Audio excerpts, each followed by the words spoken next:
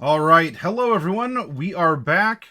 We're also very drenched. It was a rainy night here. What had happened in the first part was the crew had shown up for some training under Damocles, who provided over the course of several nights in a waterside warehouse, teaching them a little bit of team building, a little bit of hard lessons about being a vampire, and trying to get into a place of confidence where they, as hounds assigned to him, could support him in the mission bestowed to all five of them by the sheriff, which is to board a particular lake freighter that was heading out now on this very night, and to uh, get a not ore off of the ore ship.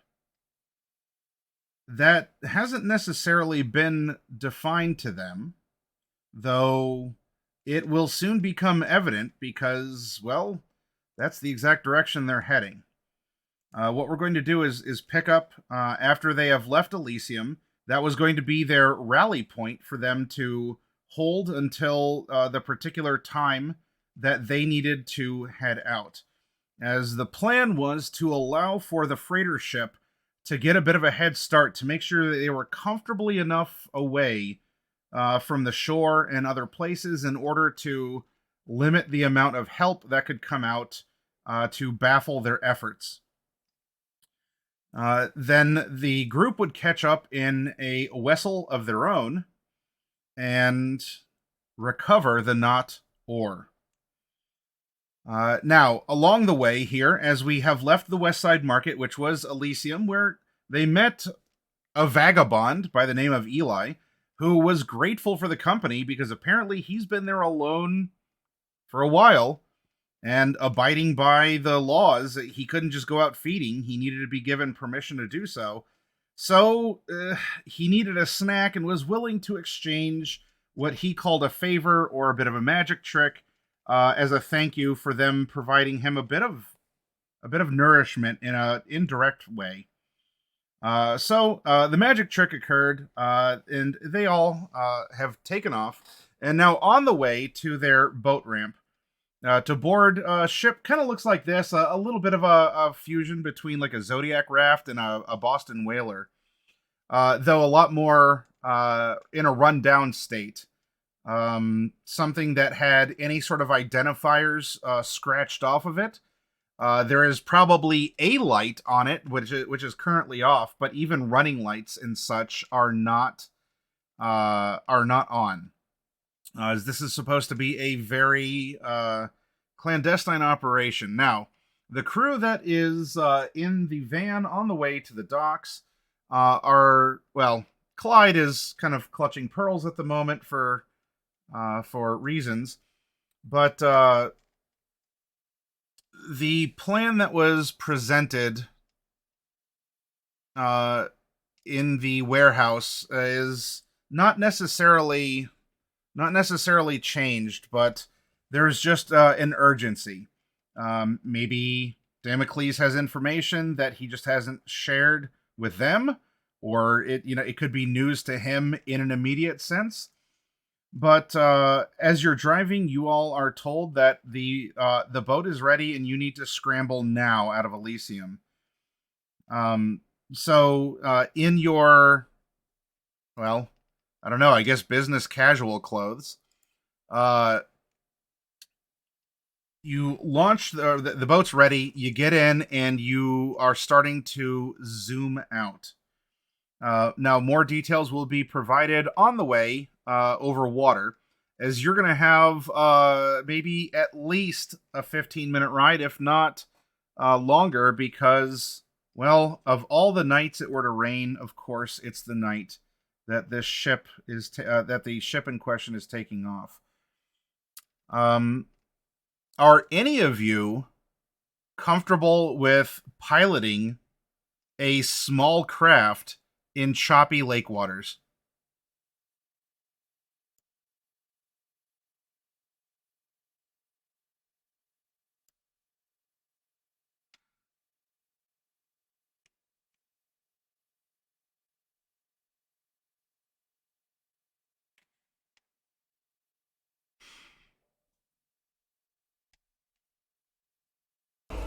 to be a far better driver than any of us. It's not like I did it for a living.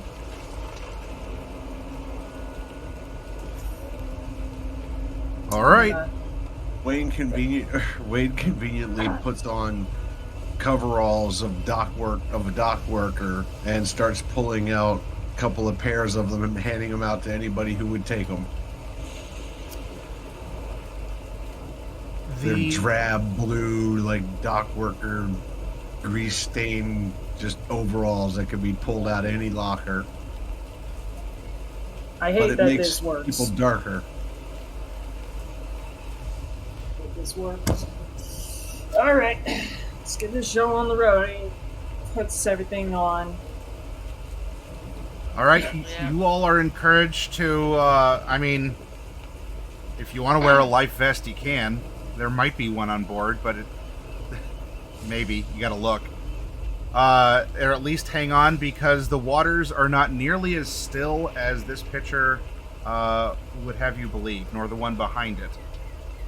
It's going to get bouncy, and it is going to be a rough ride, and you have this much roof to cover all of you. That being said, Damocles is fine being more at the prow here, and as you are starting to depart the safer waters of this little sheltered launch area, his eyes take on a pinpoint red glow from within, and he tells you all to not use the light. There is one light on this ship. Do not turn it on unless he tells you to turn it on. Until then, you need to listen as he will guide the ship through the rainy night towards the freighter that you're chasing. I can't. Wade'll go out of his way to figure out which switch turns the light on or off, as well as getting very familiar with any of the other console controls of this little rib boat. The controls that apparently work are a steering wheel and some thrust for the outboard motors, the throttle for it. The other gauges probably rumble along with the ship and jump along with the waves.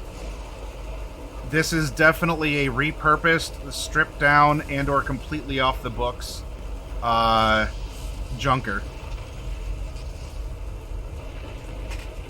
And it is black. It's just not any sort of professional from the factory black.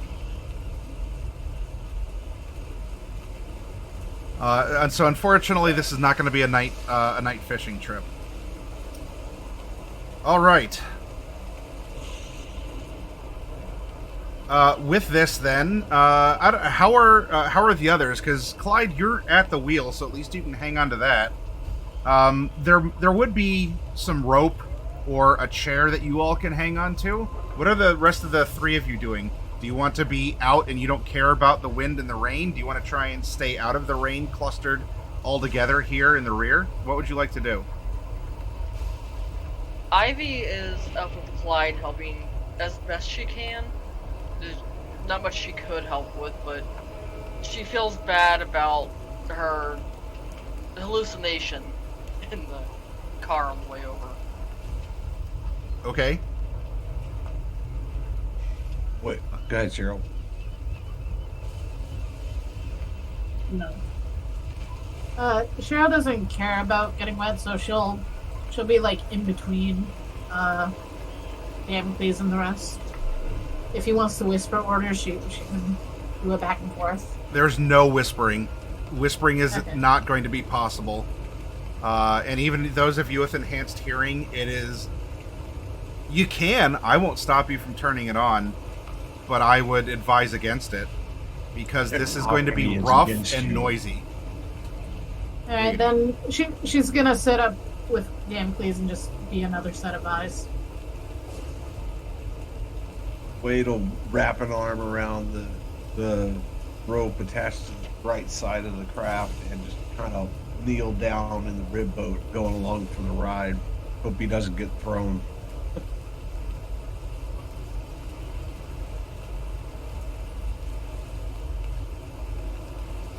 Everyone hold tight, otherwise you're gonna sink like a stone. And Clyde's gonna go ahead, start up the boat. And I'm assuming this is like a speedboat. It goes, so we're just gonna be bouncing the whole way there, like a skipping stone, basically. This is going to be a jarring ride for you. All of you. Oh my god. Great. All right. Okay.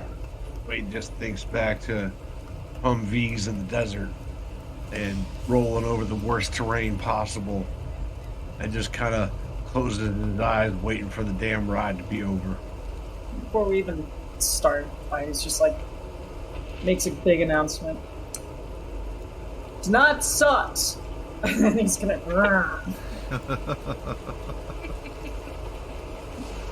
All right. Well, Captain McCoy. That sounds too good. All right, continue. You take off, and the visibility is shitty. You are all having to yell to get over the wind and the rain and the of the hull bashing into the waves. It's spraying up over you all as well as you're navigating. Now there are buoys out in the lake, and so they do flash. And Clyde, you're given a very quick. All right, I want you to keep this color on this side until I say otherwise. Stay in the channel, please. Yeah, stay in the channel. Well, yeah, you could probably get away with not being in the channel for a while in a boat, but also your boat could get blown off by the wind and everything, and crashing into a breaker is something that it happens. I've read it a couple times in the newspaper. I wouldn't suggest crashing a small vessel into a breaker, though. Not an electrical one. I'm talking like huge several-ton boulders of limestone. It's cool you're resistant to bludgeoning damage as a vampire, and that's going to come in handy. But you're not going to like it.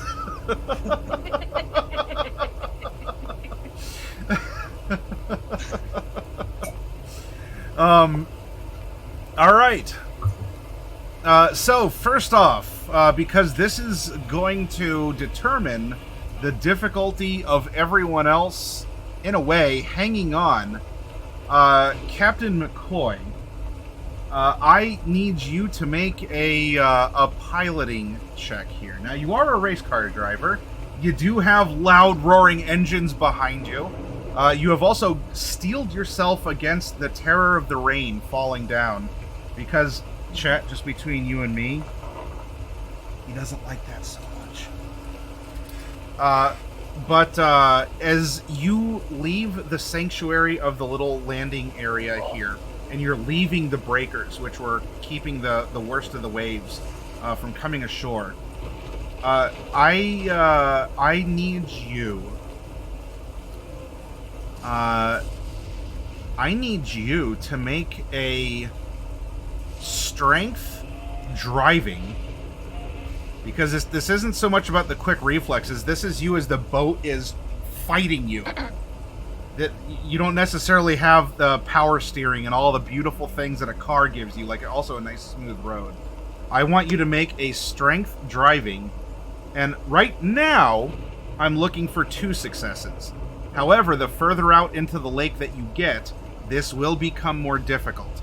And for all of your considerations, reaching the Ma Rennie, I'm going to count as a scene. We are going to have a couple bumps along the way to get you out there, but for the length of any sort of things you wish to invoke, we're going to make this one scene of leaving the shore, leaving the dock, and getting to the freighter. was gonna say, hey, I could assist on that, but Specs went and rolled it. And there you go. I do have a dot drive, so. Clyde, this is exhilarating and terrifying. Maybe this is actually like He's all about it. This He might loves actually have danger made your heart so beat much. once. Yeah, you're like. And he's like, yeah! His mood immediately picks up, and Ivy, you see it. You see this look in his eyes, that crazed junkie look. He's like a kid who just stole a tractor. And he'll probably hear like one moment when they go airborne, she's gonna cheer a little bit just because it's a little fun for her too. Now, because Clyde is quickly adapting to piloting the boat here, you aren't smacking dead on into the waves. It is not as jarring. This is going to help you all who are trying to hang on. It's not that you will not hit waves. You can't not hit waves. The waves you're hitting, though, are not as charged with physics as they could be. So I would like for the three of you to make a strength athletics, and I'm only looking for one success because right now things are jarring but under control. There's been no sudden as you're spinning or you launch like 10 feet in the air and then smack down. Okay. 2 successes. Oh, Ivy. All right. Crit. Messy crit. All right. So, chat out there, what you might see are on some red dice. There are not ones. That'd be a different thing. There are 2 tens. At least it's me getting it. They have little fangs here, and this is a critical. This is a messy critical. So you are successful, but you are successful in a way that the beast has taken over. And now it is my solemn duty as storyteller to come up with an appropriate manifestation of this wild, savage thing inside of you, helping you to hold on in the choppy waters. Now, this could be a clan compulsion of some variety. This could be, I tax you 1 hunger as your beast just goes woohoo and chugs down another point of your blood, so to speak. But that's kind of boring. And we are in the middle of a choppy lake. It is storming, and I want this to be fun. Trademark. Now, I am willing to hear from you first, Ivy, on how you would like a bestial crit to hang on amid ramping stormy waves and going forward. If yours is not adequate, I will impose one on you, but I will give you first dibs. She's holding on to both Clyde and the... I can't even think of the name of it right now. The thing in front of her. I want to say dashboard, but that's not fucking right. But Console. they'll do with it. Thank you. Guy's blonde. It doesn't help. Well, if you were at the front here with Damocles, there's no console. It's just... Oh, no. She was standing back with Clyde. Ivy was standing back with Clyde, so she's kind of holding on to him and the console at the same time. And I can very well see her holding on to one or both of them a little too tightly. And maybe cracking the console or really bringing some pain to Clyde, unfortunately. Okay.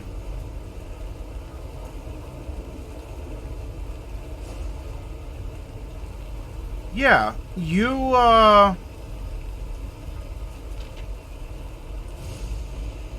the wave hits, and you hold on. Otherwise, you would be bounced out of the back.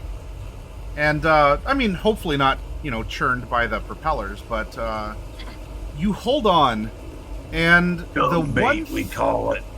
The one thing that, was an apparent handle on the console is the throttle for the outboard motors. And you hold on to the throttle because it travels with your hand up and away from the console. Now, Clyde, your dear friend Ivy did manage to not bounce out of the boat. Though your throttles for the two motors there in the back are now just little nubs set in a track. You don't actually get something to grip onto and manipulate easily. So that boost of speed that gave you that extra exhilaration, that was probably Ivy actually pulling back all the way before the handle snapped off of this rickety boat. And shit. You're not stuck in maximum, but you're gonna have to put your fingers down into the throttle track and you're manually adjusting this. Want to know what else this causes problems for? Slowing the boat down. Yes. Yep. But you don't have to worry about that for another 15-ish minutes, 10 minutes at least. Now, question, are any of you telling Cheryl or Damocles? Or are the three of you in the back just keeping it to yourselves? Oh, I'm just holding on. I'm just going on along for the ride. This is like a day at the roller coaster. Yaw. This is the most alive I've been able to feel in, I don't know, 18 months. But I'm doing my best not to get tossed around. But noticing us inch up a little faster, I reach over and kind of give Clyde a slap tag in the calf. What the fuck? From Cheryl, can I get an athletics and strength?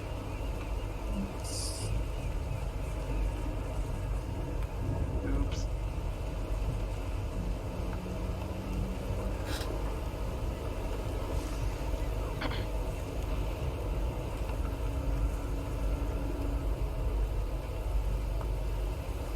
And what, Damocles is just it's another Tuesday. Yeah, Damocles is very much, he's fine. He's holding on. Alright, so, Cheryl, now, I was looking for 2, and that is a physical impossibility for you, as you have 0 strength and 0 athletics. What you may do for this trip is actually buff yourself. You can increase your strength by rousing your blood and giving a surge of strength to you. Okay. Yep. Is that a rouse check? Or do I just... Yes. And it will give you +2 as a modifier. Okay, so that consumes a little bit of vitae flowing through you, but your muscles still do enhance. You feel just as your heart pumps out the vitae, and you do get stronger for it. So this is it's going to give you 2 more dice that you can roll here, and they're not hunger dice. If you want, you could just roll 2d10, and we'll see. Yeah. We'll see what works. Because you already have the 1 success. All right. So a 4 and a 5. Neither of those are successes. So what I can do is either offer that you possibly fall off the boat as an option, or I can, because you actually did get 1 success, meaning that I can offer you a win at a cost. You need one more success, and it is my job to tempt you with a situation of is the juice worth the squeeze?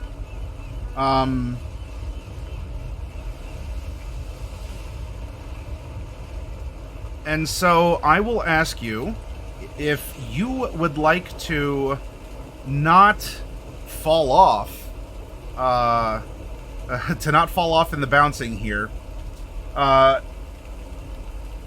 You may fall down in the boat, though your positioning and pose would be a very untoward one for a lady such as yourself, in full view of everyone except Damocles, who's not looking that way. Oh, Wade ain't watching. He's just holding on and keeping his head low. So it is. You would fall down, and this might have an effect on something in the future, like a little bit of a. I don't know, because you slipped once already. This would be kind of a personal. You take a personal bruise, I suppose. We could probably count this as a superficial willpower damage. Or if you have too much dignity to fall down in a manner that those Japanese cartoons have people fall down in front of others, then you may bounce off the ship. Which would you like? I would prefer to stay on the ship. All right. So, Clyde, congratulations, dream come true. That last little drop of adrenaline you've been holding on to since you turned is juicing through you.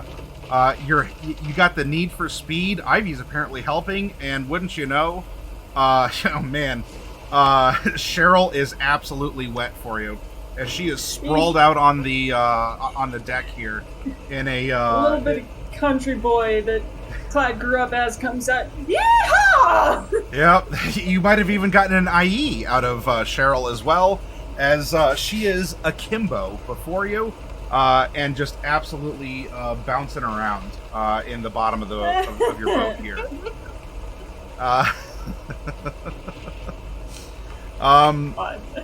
But you don't fall out of the ship. So we're going to count this as effectively you've used a willpower. You haven't taken aggravated damage. You're not like, I don't know. Don't come around these parts. You're like, ooh, jeez, I can never come around these parts again. Okay.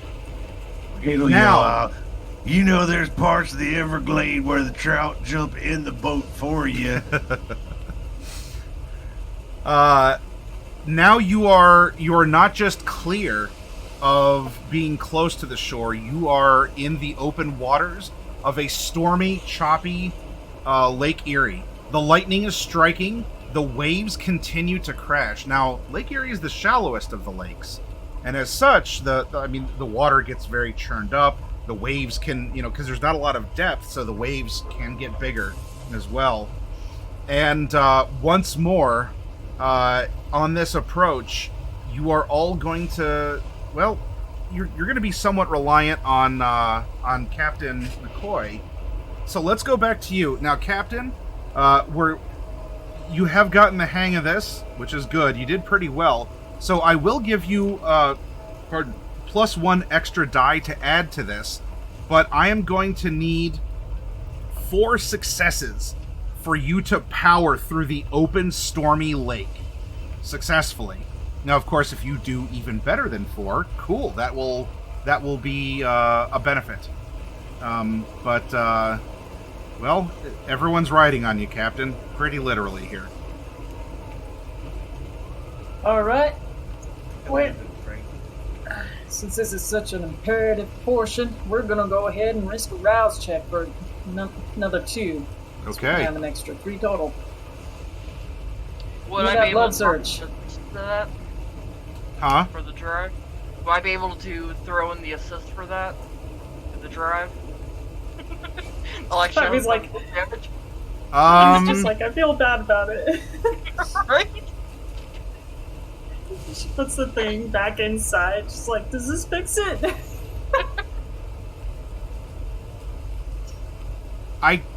I'm not thinking of a way, Ivy, that you would be able to assist with the navigation, because this isn't like a big, like old timey steering wheel. This is a smaller one aboard the ship, and so it's being controlled by the one who's also needing to keep it piloting. Worth a shot. No, if you could think of a way that I didn't, but I'm not conceptualizing a way for you to be able to help out with another strength drive.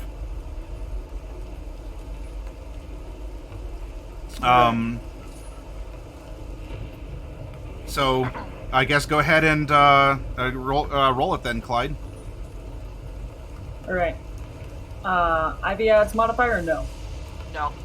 No. Okay. So it's just a +3. And difficulty 4.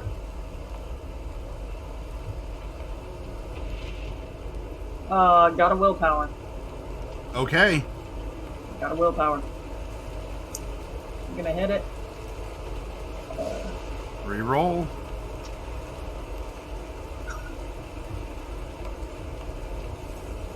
I'll take 3 of those fails.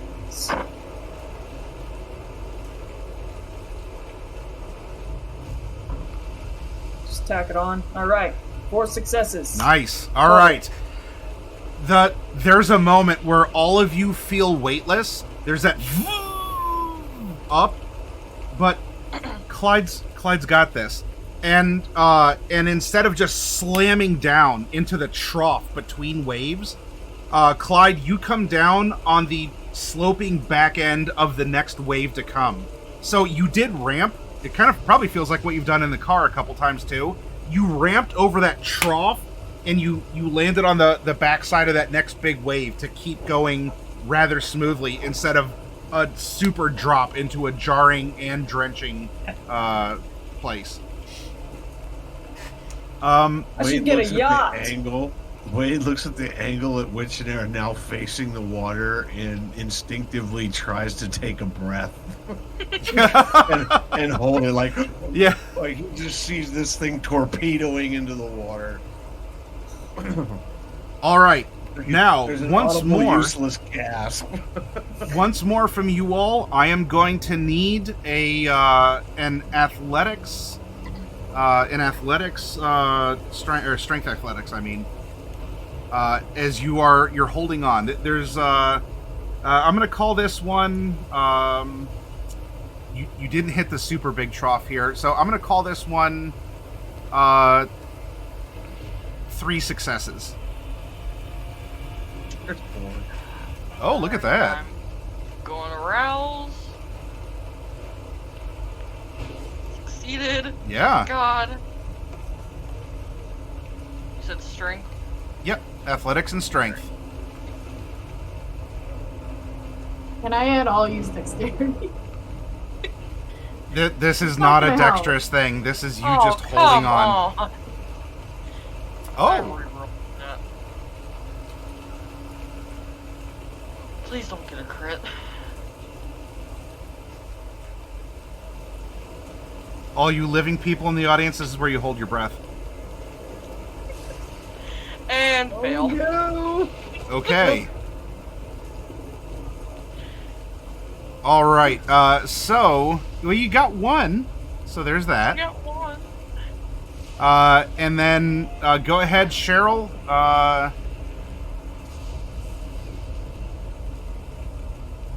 Cheryl, you are not the beast. You are a beast because you are holding on with everything you possibly can. Now, between the two of you here, we do have Ivy and Cheryl both are able to maybe take a devil's deal because there was a success. Now, the cost would be a bit steeper because each of you need 2 in order to overcome this. What I will say, though, is that Wade, Wade did pretty well, and he had 1 to spare.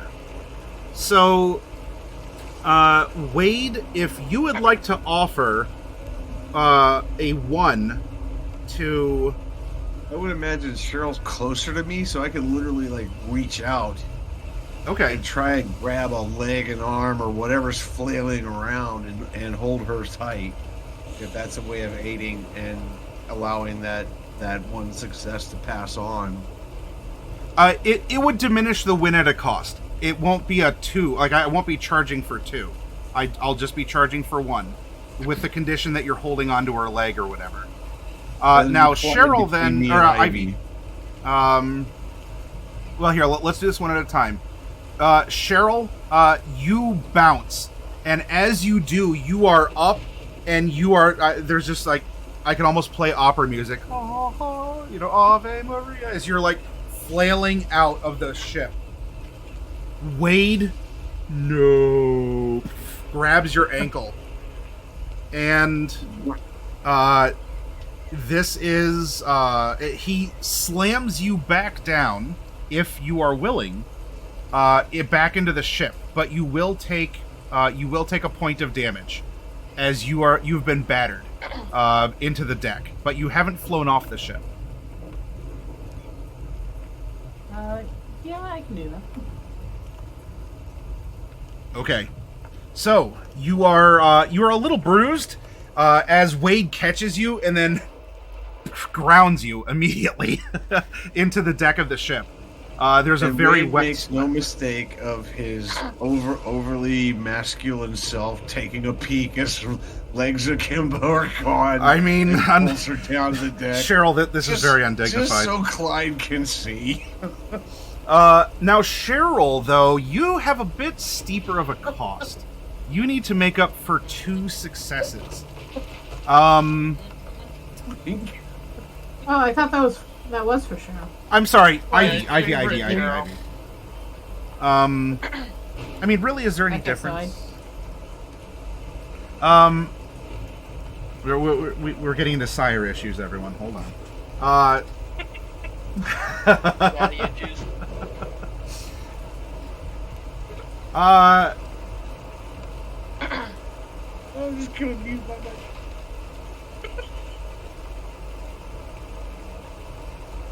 Cheryl, I will, if you are willing to impair the final approach piloting check to the ship, I would have you cling onto Captain McCoy.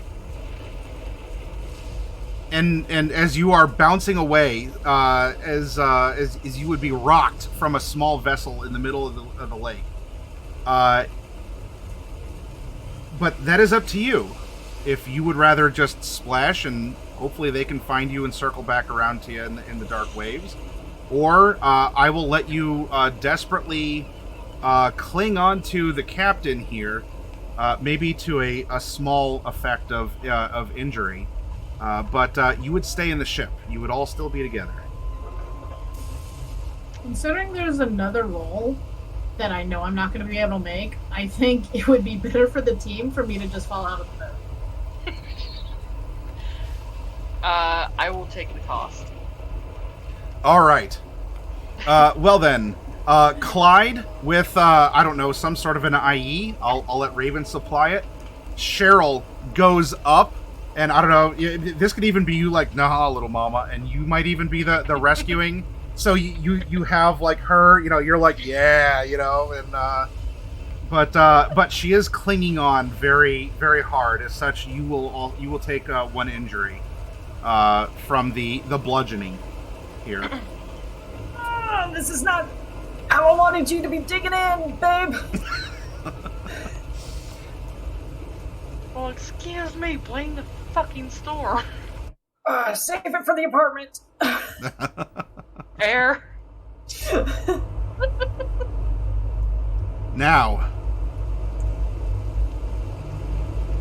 ahead, after you've been bouncing around for a while, you've already gone through the little bit closer to shore. You've done the bit now when you're in open lake. And now it is time for this approach. In the discussion that you have had with Damocles, he is aware of details about what is to be found. He is going to be the one to find it. You four have been asked to effectively distract or haunt the ship. Make sure that he can get in and out as apparently the expert infiltrator he is. And considering, well, I mean, how Cheryl, for example, you got the invitation in your apartment. If it wasn't Damocles, then, I mean, he may still have a similar skill set. But the plan here is for you to pull up towards the rear of the ship, and he is going to try and grapple up to it. With the crew that's there, it shouldn't necessarily be an issue. There's already a lot of banging, a lot of metallic noises. The storm in this regard can help. But you all need to put on your spooky faces after you get on board. Preserve the Masquerade at all costs. Buy him time to find the knot ore, so you all can get out of there. Now, with that said, you see the Mulrenny ahead. Through the rain, past any of the blinking channel buoys, etc. While it is not rocking or pitching as badly as your very small craft in comparison, it is still being affected by the wind and the waves. So now this last little bit here is going to be the approach. You have, Clyde, you got your woman in your arms. You got your target ahead of you. You've been zooming up here. This has been exhilarating and thrilling. The spray of the lake water over you. And you got this. It's about time to decelerate as you're starting to pull up in a kind of a blind spot of the lake freighter. And as you go to pull on the throttle,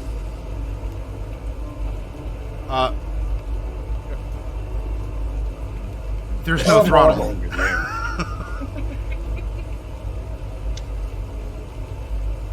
Yeah. Mr. Damocles,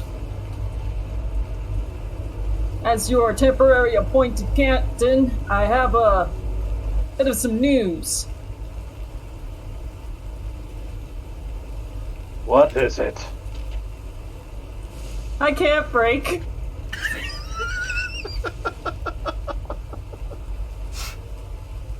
You swear his head starts performing the exorcist as he kind of turns.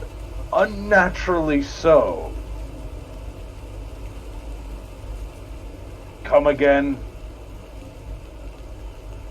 And at this, he just holds up the throttle, going ahead and taking the fall for Ivy on this.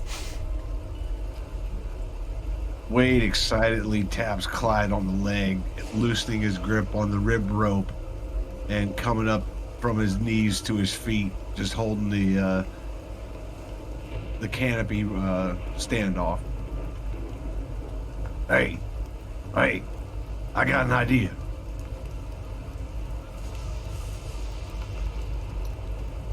All right, shoot.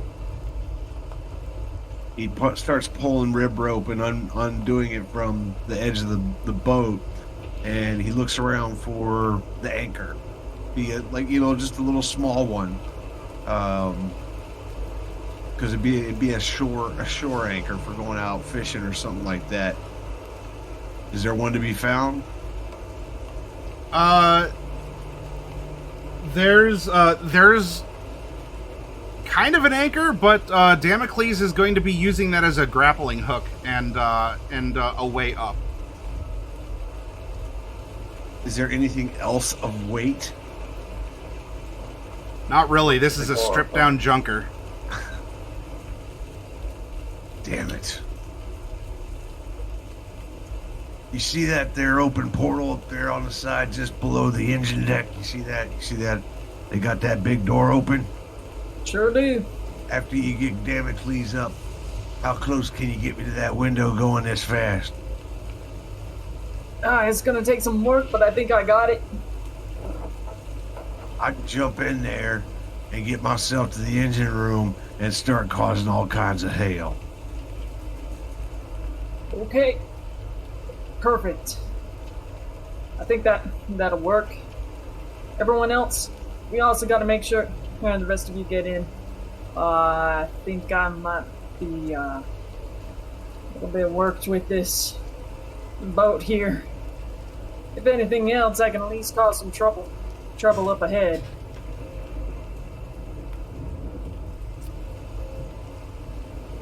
Oh, I knew I should have done a bit more in the gym.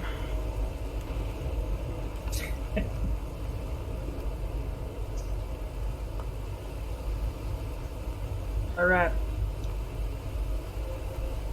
So Clyde is going to try and get the boat to match pace, just by like not touching the gas as he slowly approaches the side of the ship. But he's being very careful about the speed to the best of his abilities. But he can't brake. He's got to work fully on friction here.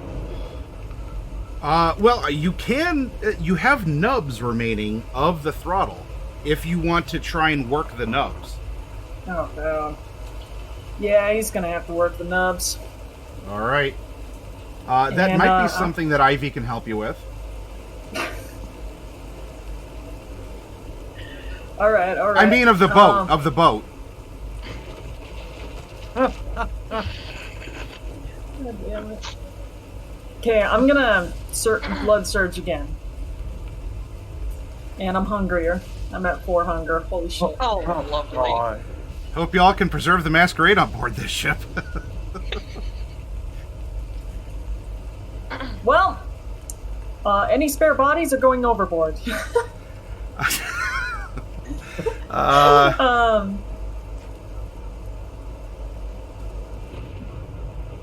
will go ahead. Ms. Ivy can help? Ivy, how would you like to help? How would you like to? Well, you've already worked the shaft. We're only working with what's left, what's underneath it here. So, do you have a particular skill set or even a discipline that you think that you can invoke to somehow bring focus to the captain, or to help physically manipulate the remains of the throttle? How would you and the captain like to team up in order to not have to... You need this boat to get out of here, so try not to crash it into the side. I guarantee you, between the two of you, your little boat's not going to make it. I think with Clyde's better driving, he should go stick to steering, and she will work the nubs, as they say, to slow it down as per his orders. Okay. That makes sense to me. Okay.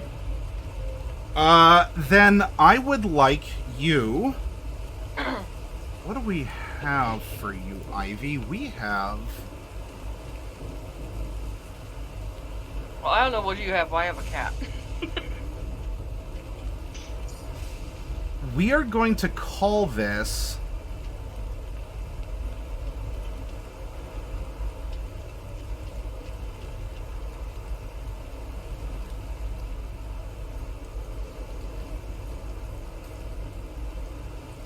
If you're going down into there, and you're going to have to hold it and even adjust. All right.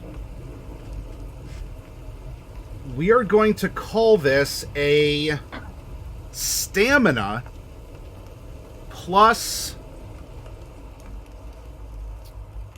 Let's see, you have a specialty in grappling, and like, well, what is grappling but throttling people? I will call this stamina plus brawl, and I will say that grappling will apply.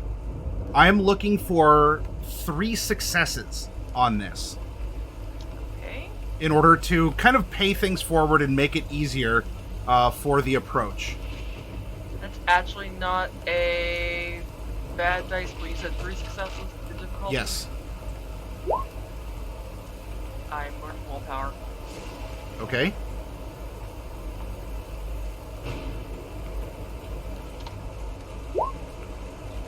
Nice. Very nice. Okay. So that is going to be 4 in total. You are going to be able to confer 1 over to Captain McCoy. Now, while you're not going to take a damage on your tracker for it. In this moment, though, Ivy, you jam your fingers down into the console so that you can grip and manipulate the nubs that are needed. This, while not a physical health detriment, this is going to slice into the skin of your fingers. This is a narrative ew gross because I can't stand a paper cut, let alone thinking of jamming my hand into throttles and pinching, and my fingers are... You didn't follow the sign about androids, okay? And that's what's happening. But you are able to very much accommodate the captain here. Now, Ivy is wrist deep in your controls here, Clyde. And I mean, I don't know if you need her to go any deeper, but it seems to be working here as you're shouting out more, more, less, less. Yes, that's it. Faster, faster, slower, slower. Faster. Good girl. Okay, now. Memorizing everyone in this conversation. Well, tying a large ball of knots on the one end of this rope in hopes to throw it up into that open portal and get it lodged enough to climb in. Now you have toughed this out, Clyde. You very much don't need to power as you had before, because this is going to be more of a dexterous thing to pull up alongside something that's helping to block the waves, and you're not having to fight the ship or the lake as much as actually getting in there. And so you are welcome to make a dexterity drive. And I'm a generous ST. You may count this as street racing, as, in a sense, you have a woman next to you who's probably screaming, and there's another vessel that probably even goes boom, boom, like the car next to you on Dead Man's Curve.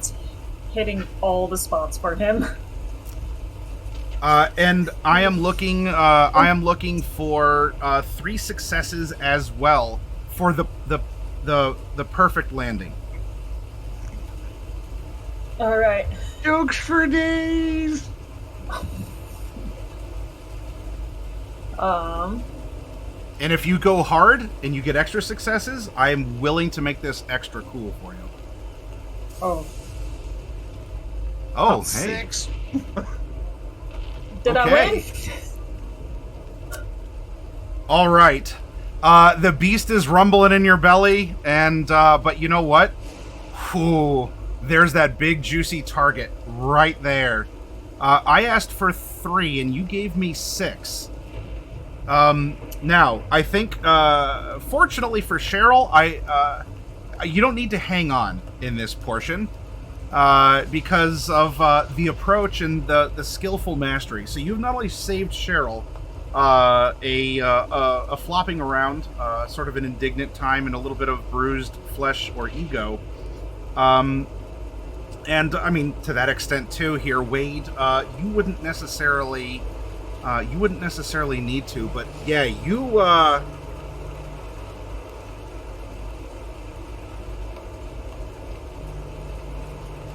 with 3 successes. Okay. You are no longer human. You're allowed to do superhuman stuff. You pull up and use it, and as you're gauging the oncoming waves as well as the wake of these huge engines just churning water back. You give, I think you gave a yeehaw. You yeehaw up to the point where you all are very much airborne, but not in an oh god, we're all going to die kind of interesting way. And probably none of you will get impaled either, which is good.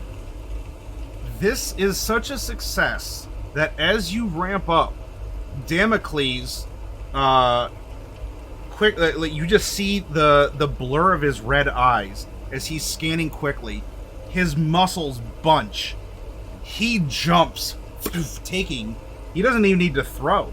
He is taking the anchor and the rope and such up with him. In so doing, it points, because equal and opposite reaction, it points your raft down. So not only does he clear silently and on something he might have even wanted more than what was planned, but that downward angle, you splash down and you are right there.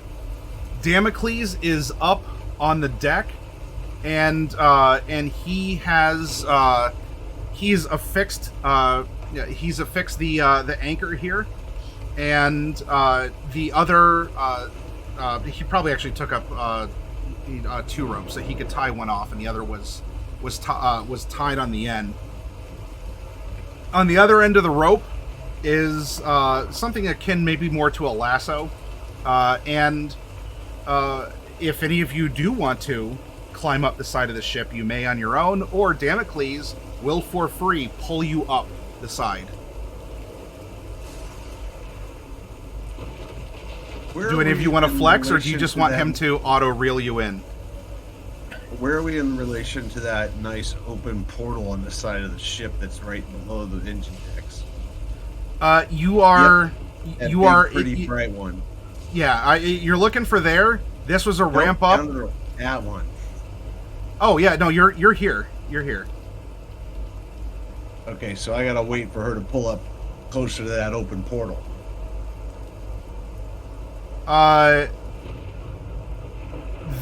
This is not an open. This is not an open door. At least, maybe there is a door there, but not right now. Oh well, then I'll let. Sorry, that was. I'll let the nice man pull me up the rope. Okay. Why should I work any harder? I'm gonna have to second that. Yeah, same. Probably just better. Okay. Lazies. So. Not lazy, just doesn't have the adequate strength to pull herself up. Oh, I'm Clyde's definitely lazy. activating silence of death. Yep, where you are pulled up, there is no crew apparent, and you are you're able to have a quick little, all right, team, this is what we're doing. Now, Damocles does need to go down into the hold, and I mean, I'll let Derek I'll let Derek meet things out more. But as effectively, you need to run interference for him while hopefully maintaining the Masquerade. There is an above deck. There is below in the hold. And also, because there was suspicion that this ship is not going to Detroit like it was supposed to, quote unquote, it would be very nice if one of you was able to actually go to the bridge and get the information about where this ship is headed. Get some sort of proof that this was not going to where it was supposed to go. So there's the 4 of you and Damocles. The ship is rocking. It is humming as well. Crack-a-boom goes the thunder. And team, how are you splitting up? There's, you see that door over there? It's got all that signage on there about hard hat and hearing and all that. I'll bet you that leads down into the engine room. I'll sneak my pretty butt down in there, and I can make this ship no longer make it anywhere but this harbor back on tow. And that ought to bring enough people around to keep everybody's attention on the ass end of the ship. Sounds great. We'll go ahead. Now we can keep the cab busy. You See ought if to we can stick get- with the boat. Clyde just looks over at this ruined little boat that is already long gone by this point, probably. No, it's tied off. It's bouncing against the side, but it's there. I didn't exactly, want to stick around for any sort of trouble. It's best that we also make sure that to any superiors in the beast, such as like a captain or something, is a little bit distracted as well. He goes over, looks over to Wade. Do you have a weapon at the bar? I have a few. I just need a knife. You want a knife? Ain't gonna Reaches into see some any fold of blood, a shirt and pulls out like 2 or 3 throwing blades. They're like, nice balanced throwing daggers. You know how to use these? Sure. I guess I can find out. Poke them with the stick in. They throw real nice too. Thanks. Great tutorial. And he'll look over to both Ivy and Cherry. He points. He points at Cheryl. You got it right the first Their time. names are cute. You said you can now rewrite memories, right? Yes. Want to be captain for a second?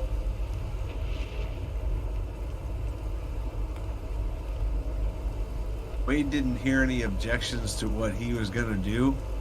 So as soon as everybody's got their attention on Clyde, he pops, I'll rouse for unseen presence and start heading towards that bulkhead that looks like it leads to the engine room.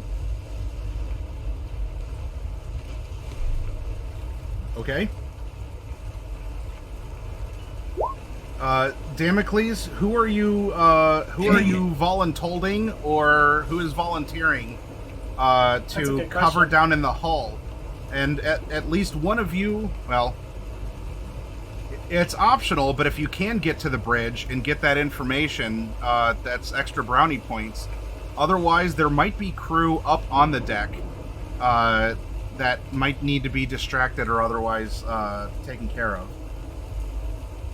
Ivy would most likely volunteer to go to the bridge for that information. She's pretty good at looking for certain things.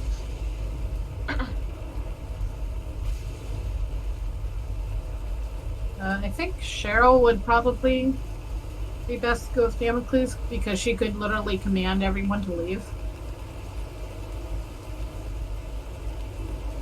Clyde?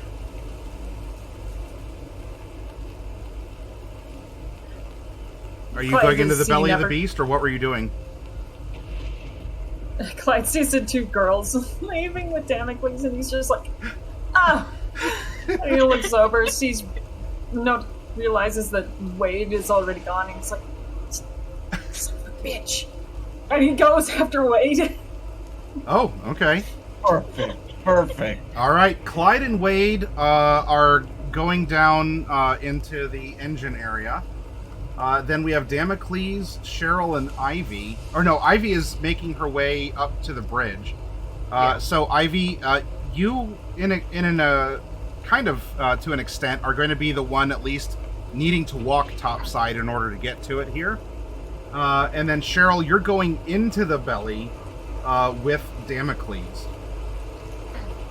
So what we're going to do, let's start real quick. Cheryl, as you are making your way across the pitching deck of this lake freighter, I need you to do a couple quick things here in summary. Go ahead and make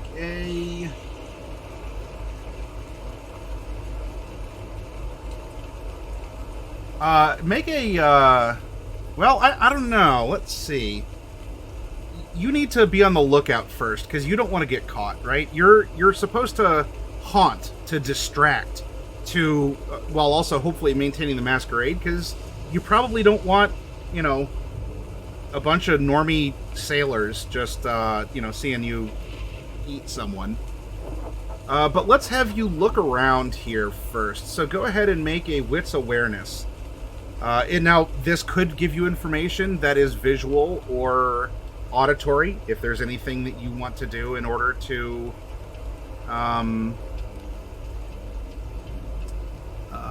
enhance it. But this is you looking and listening around to cautiously make your way forward. There are places you can kind of hide. What's that? What's the difficulty? Oh, no, this is Ivy. Did I mix you two up? I'm sorry. Yeah. You've been mixing us up all night. Oh, boy, just call me Eric Hayes. All right, anyway. So, Ivy, I need you to make a Just for you, Clyde. a wits awareness. Yes, sir.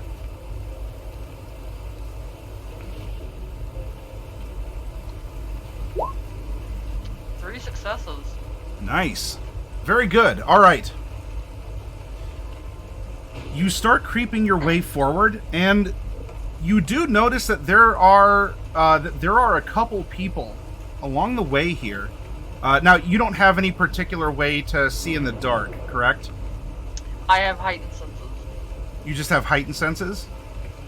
Yeah. Okay. But you did not use that, correct? Walking away, she probably would have did.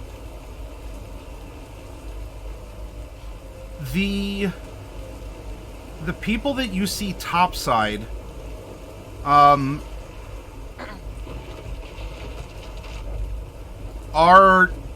not.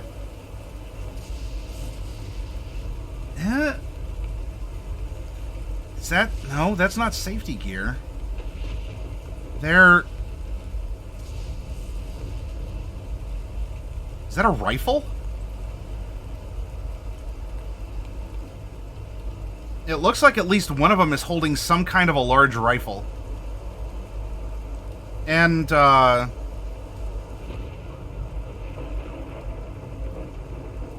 they don't see you. They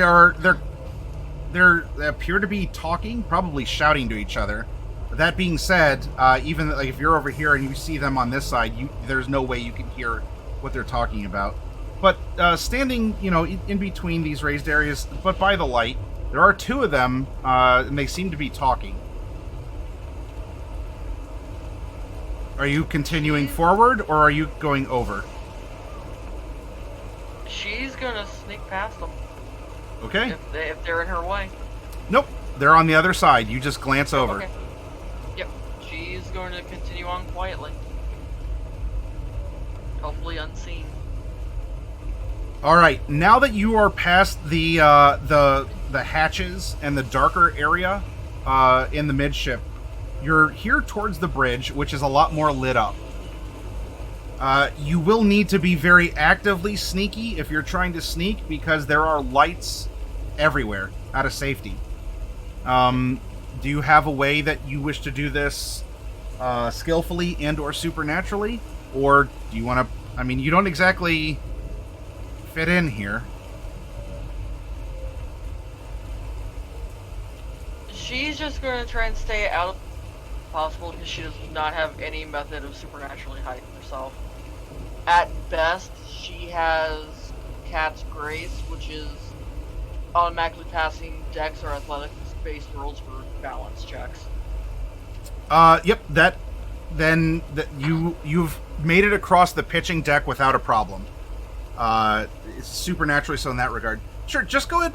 Let's float a Dex Stealth, and if it comes up, then we'll compare successes if there's anyone who might be in a position to notice you.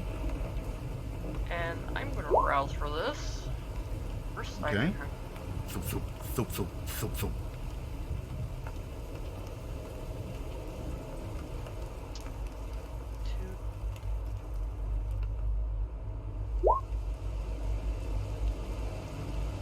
Okay. Very good. So you're carrying 2 successes here, but ooh, a little peckish. You do get out of the way as you hear a metal door bang slam open and kind of creak shut, and there's some indistinct shouting amid the rain and the wind. But you manage to so far kind of hold yourself underneath the steps as you're looking up, and there's clunk, clunk, clunk, clunk.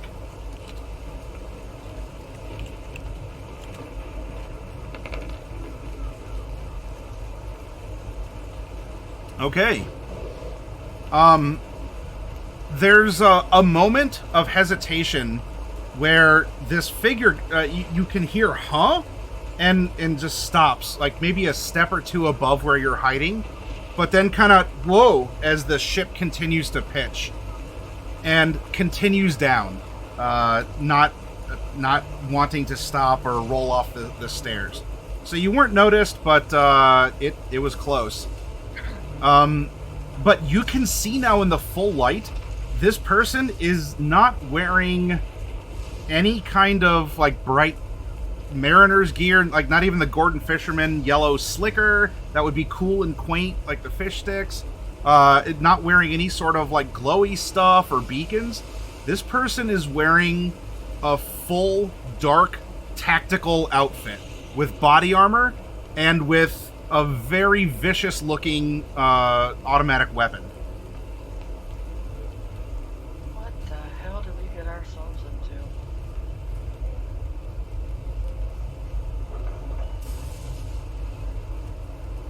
But when they're gone, she's going to make sure that there's no one else either coming or around, and she's pushing forward. Okay. You climb up the rest of the way. You can peer into a window to the bridge. There does appear to be someone who is in more or less civilian clothing. In fact, there's 2 of them. One of them is at a wheel, though given that this is a modern ship, that is maybe a quaint redundancy. At least you have a human doing something, though. And there is another person who is manning a computer at a station, who's also dressed in what you would expect more to be a lake shipping outfit. There is someone inside the bridge as well who is leaned up against the wall by the door, not looking at you. They're kind of just gun at the ready, or not at the ready, like it's holding. It's on a sling, and is just sort of like braced against the back, and is just looking forward at the storm as.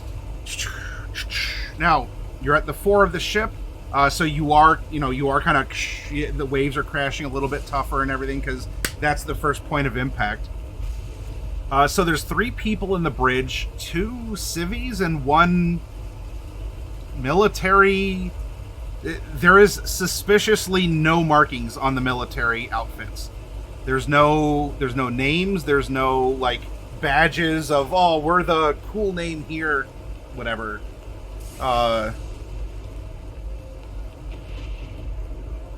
What would you like to do? This is an optional thing that you could do to get this information. So you don't have to, but if you feel like you must, or you should. None of them are looking over toward, right? Correct. And from the one that came down, in fact, he probably murdered.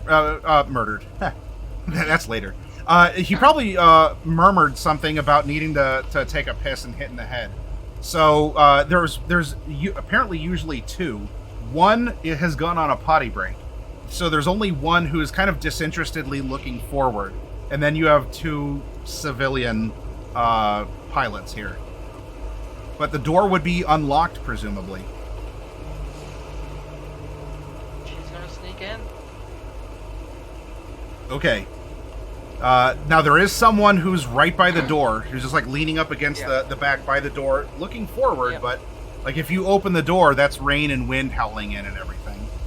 Yeah. In that case, where there being no sneaking for that.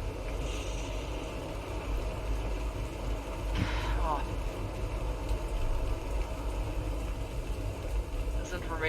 kind of be needed. It's optional, but it sounds like it's needed.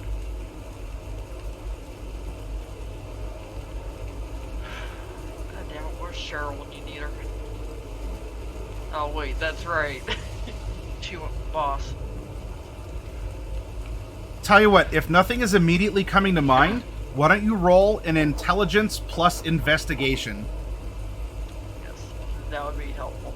Thank you. So you can look around and try and use what you see and connect it together in some coherent way. Nice. Successes. You were told to haunt this place, to distract. And all sorts of things can happen. Can bang or slip in a storm on a big metal ship. Maybe the person who left didn't secure the door all the way and it just flies open. Or there's a howling outside that's not the wind. It's something else that's either spooky or apparently sounding like someone who might need some help. But as you were instructed by Damocles, you are here to haunt the ship. You are here to provide distractions, to try and lure people away from places in a hopefully not masquerade breaching fashion. So, while you can't just walk in through the door because it would provide, a lot of rain and everything else, maybe the guy who had to piss just didn't close it all the way, or the person who goes out to investigate might have slipped on the stairs and isn't coming back soon. Yeah, I think she's going to stand a little bit back from the door. Does it open outward or inward? It would open outward, so as you are leaving the interior, it opens to the exterior. Okay. She's gonna stand out of the way of that, and then just scream. Sure. Trying Okay. to come out to look and see if there's someone who needs help. Is this just an IE, I need help, or are you screaming something in particular? Are you trying to use a voice?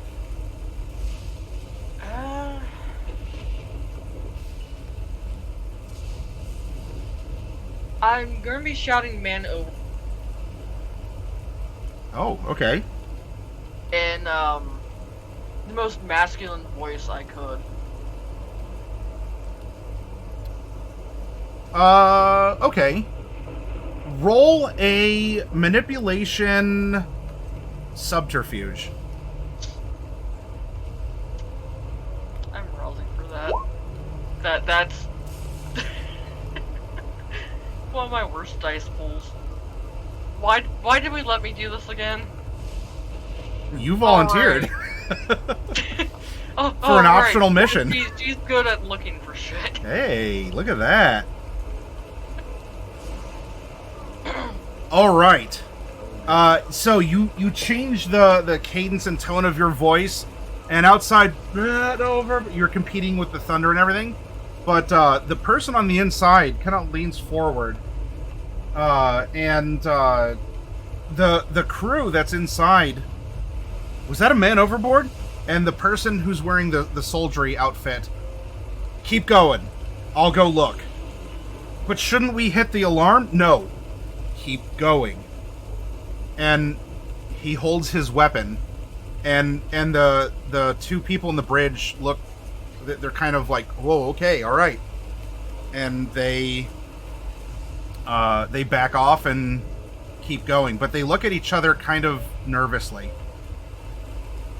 The door opens, and this military person steps out, goes up to the railing that is that's by the that's by whatever the landing where you could go in, and is leaning over to look back and forth. Someone say something? And he also holds a hand up to apparently an earpiece that's under like a balaclava.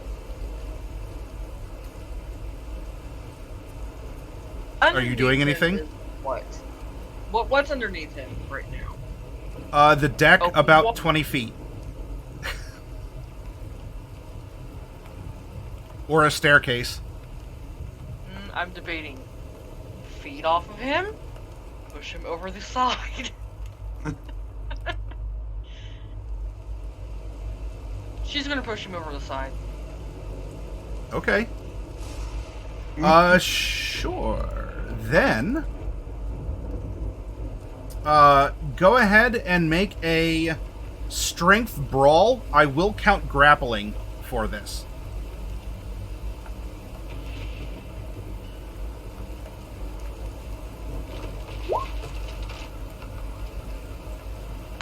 Oh.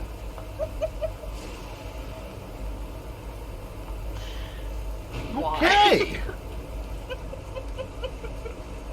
Well, this is messy. And a critical. So what this means is feed, then push. Yep. Apparently. Ivy, I have excellent news for you. You have 0 hunger. Thank you. Congratulations.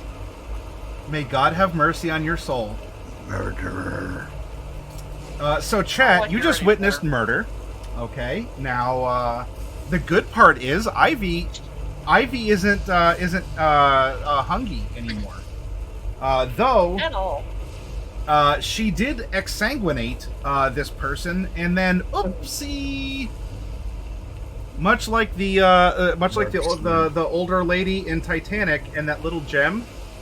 Oops. There goes the paramilitary guy over the side. So, congrats, Ivy, for a very full tummy. I hope you enjoy it. Now, what are you doing with the bridge crew? Pop.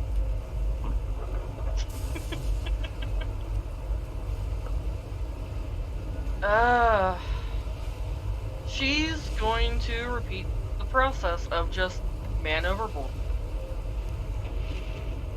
See if they do the same thing.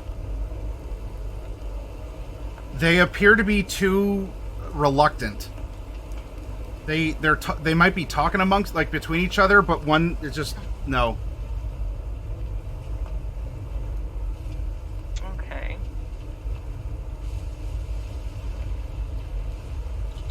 They do appear frightened. Well, in that case, she's going to stand to the side of the door and let it fly open. You're gonna open it and walk in? Yeah. Okay. She's going to open it and just let it fly open, but try to stay unseen. Oh, Trying to but be scare unseen? people. Okay, sure. Yeah. So clang, clang. Ooh, the wind's blowing in. Hello? Did you find whoever went overboard? What's going on? And the one who is working the panel, not the steering wheel, starts walking to the rear of the bridge towards the door. Hello? She's not going to answer. She's just biding her time. Until? When he gets close enough, she's going to push him down the stairs. Oh. Not in a rough, like, kind of, like, she's just going to make sure he slips and slides down. Raven, there is no gently going down a metal staircase on a rocking lake ship. You're doing it or you're not.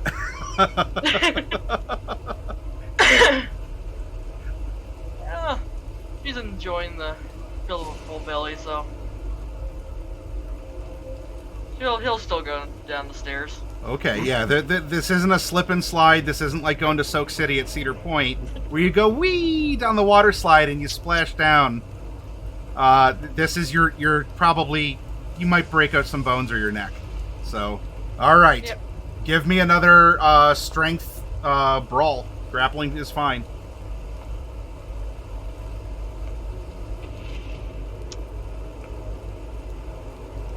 Please don't be another messy crit. I don't need that. Oh, you can't messy crit. You have 0 hunger. Fair. Look at you, 3 successes. Well, Oh yeah, like I you're said, super safe long for this moment. stuff. You're doing this willfully now. All right, so, whoop, and the crewman is yeeted down the stairs.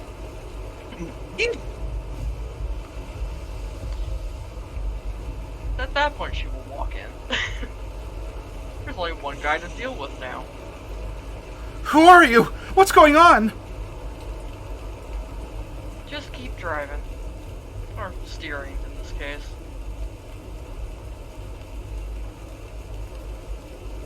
All right. Go ahead and And roll manipulation plus intimidation, but for everything that has gone on and the fact that you're pretty fierce right now. You may not be like too bloody because it's been raining and everything, but I'll give you 3 dice on this because you are in a mood, Ivy. he is being generous. 2 successes. All right, whatever, lady. Just don't hurt me, okay? I'm just gonna turn around and I'm just gonna stand right here. No quick motions. I don't have any weapons on me. And he just goes and like he's shaking at the helm, but is keeping the ship going. Now there's a little trick she's gonna do. Okay. Once his eyes are off of him, she's gonna slip up behind him and go get "You Saw Me" and use Cloud Memory. Very good. Okay. Meanwhile, on the other end of the ship, we have Clyde and we have Wade. Wade being a Bonnie lad. We do have Bonnie and Clyde then.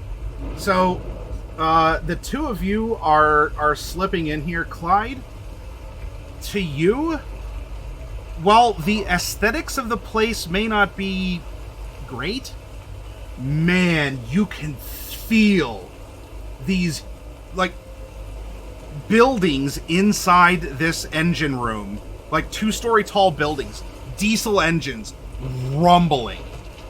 The sheer power that thrums and throbs is like a beating heart. And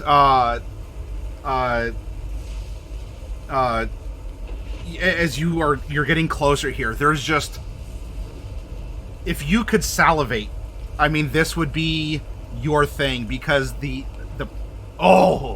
anyway, you're geeking out is what I'm saying.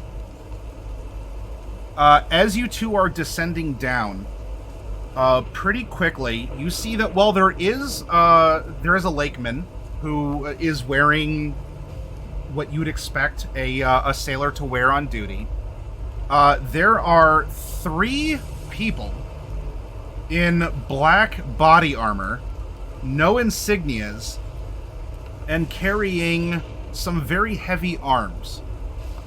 This is a little bit more than ship security. And they are stationed, that they are in tactical positions in the engine room. Now, as far as you know, you haven't been detected by either the lakemen or the 3 PMCs. So I'm under silence of death and unseen passage.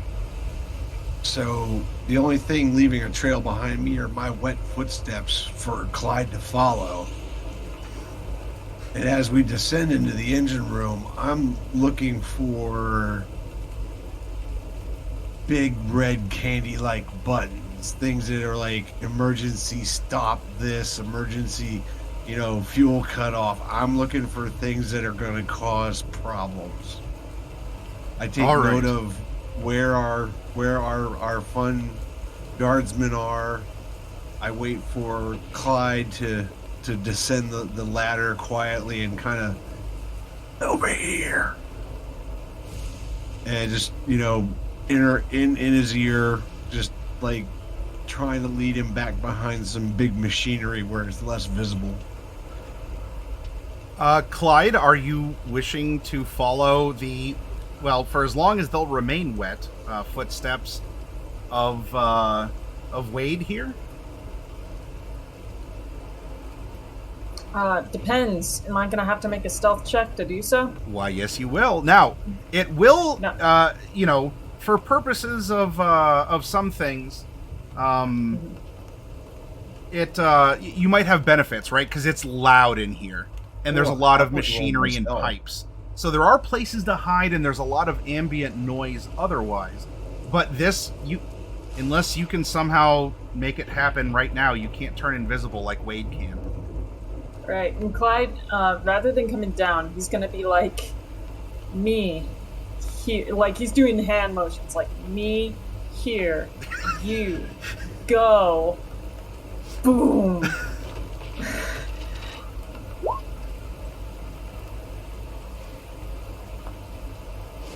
All right. And then Wade, he's gonna be like, and then after that he's gonna be like,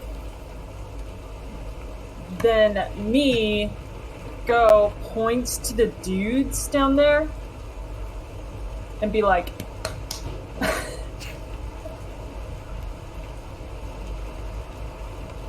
he's trying so hard to try and, like, do something that makes sense to Wade. Wade, from his piece of cover, is just kind of confused at all these hand signals, and decide that it immediately means punch the nearest red button.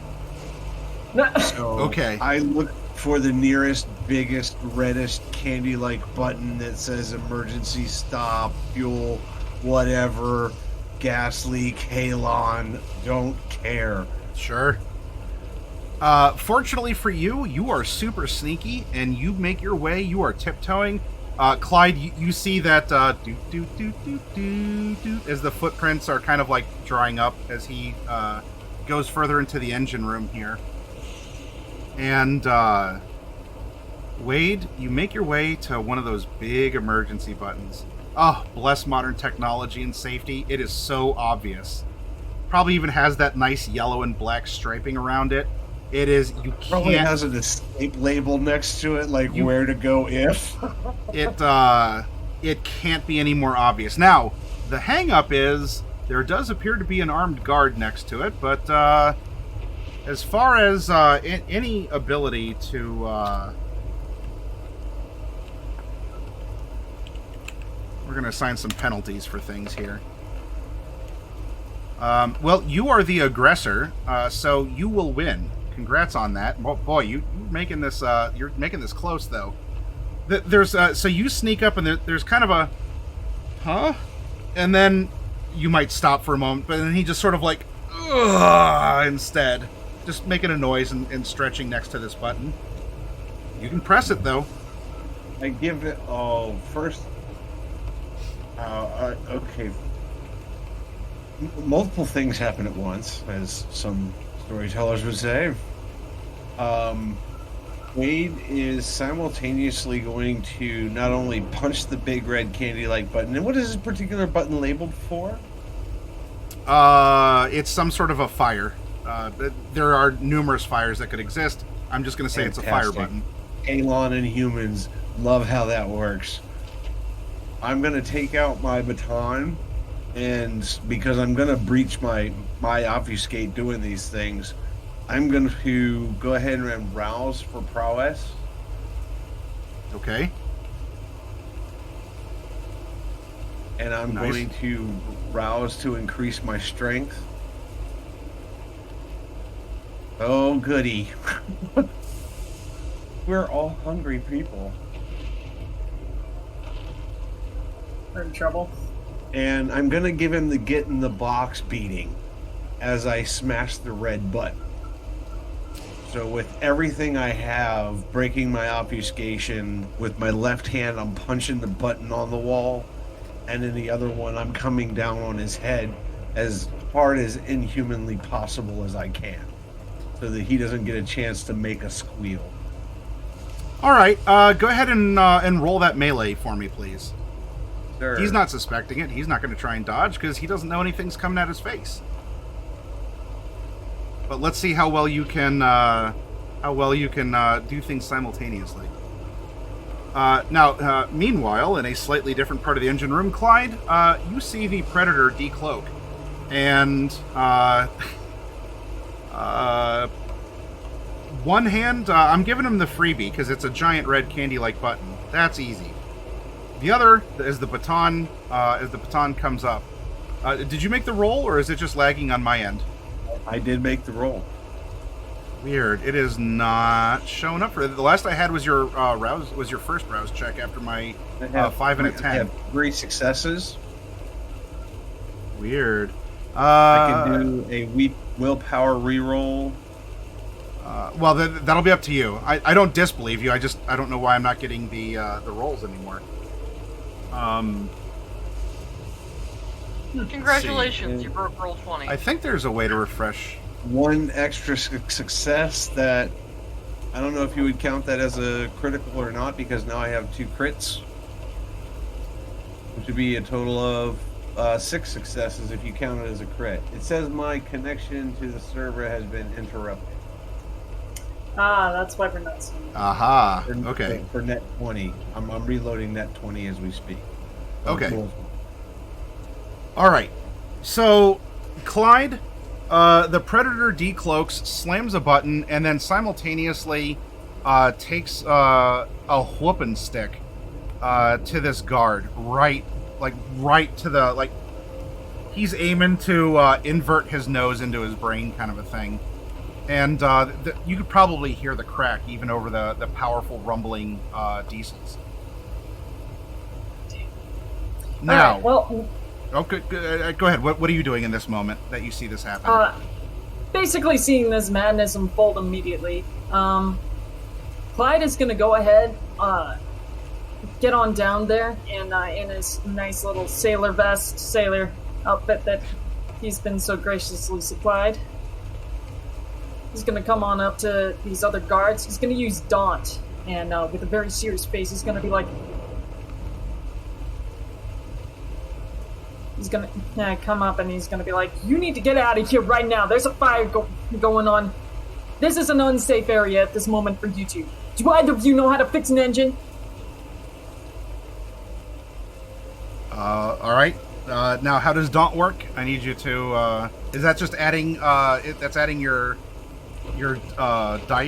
dots to manipulation. Yeah. Clyde's trying to intimidate, manipulate these guys to leave because it's unsafe for them. He's not quite lying, but also he's lying.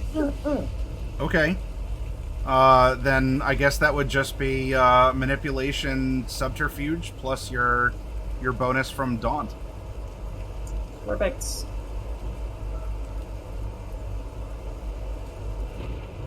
Wait, is it subterfuge or is it intimidation? Oh wait, yeah. The user's presence rating to any intimidation roll. Yeah, intimidation. I'm sorry. Yeah. Okay. Composure.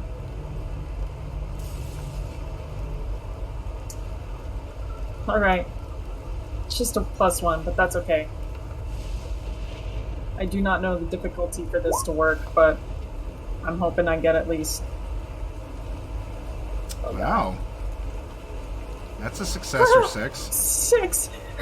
Yeah, humans. That's if they're humans. You assume the emergency get the fuck out of here T-pose as you're instructing them to. Clearly, I'm a professional. You don't know how to fix an engine. You need to get the hell out of here before you end up on a ship on fire. Leave. I got work to do. You need to leave. They're just like scrambled. The civvy engineer takes off. The other two that were holding guns,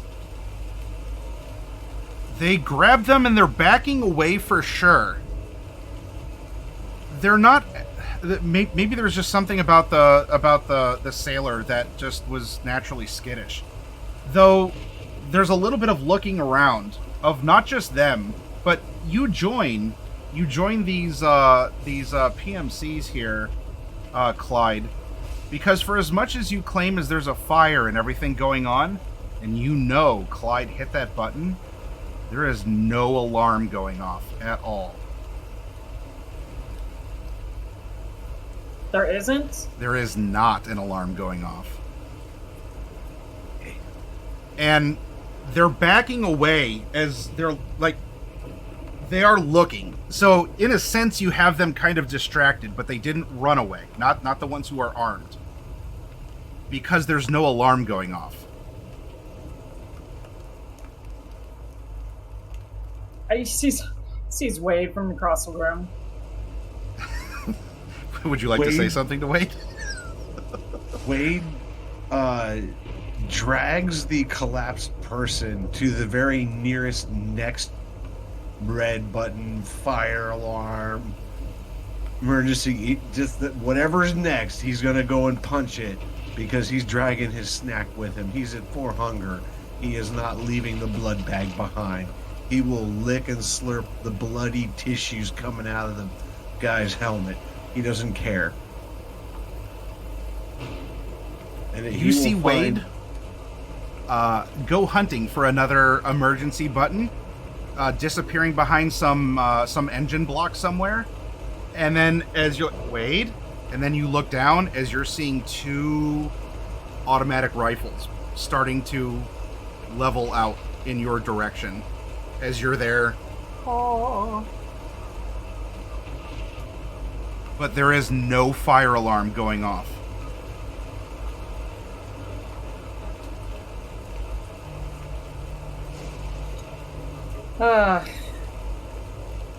Dang. Okay, I need to think about what my next step is.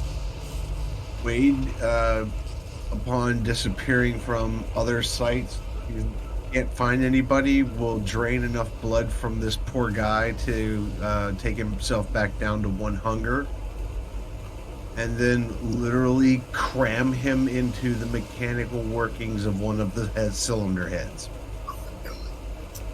Then you are going to be hearing a lot of gunshots go off while you're taking the time to do that. Okay. Okay. That's fine. They're not shooting at you. Yeah, but I am going to stuff this poor sod into the mechanical workings of one of these nice, great big cylinder heads in my mind of cause the distraction, make things happen. No alarm, fine, break it. Use tool in hand, literally, to break engine. Clyde, I need you, before we cut away here, to make a Clyde. dexterity athletics in order I'd like to to use- get out of the way of many bullets that are I'd going like to to be... use fleetness in addition to this. If I might. I'm gonna have to rouse. I have no choice.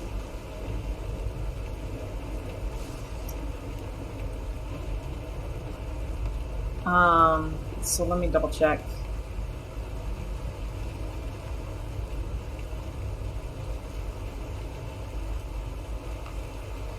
So once per turn, I can also use this to when defending against dexterity and defending in combat with dexterity athletics.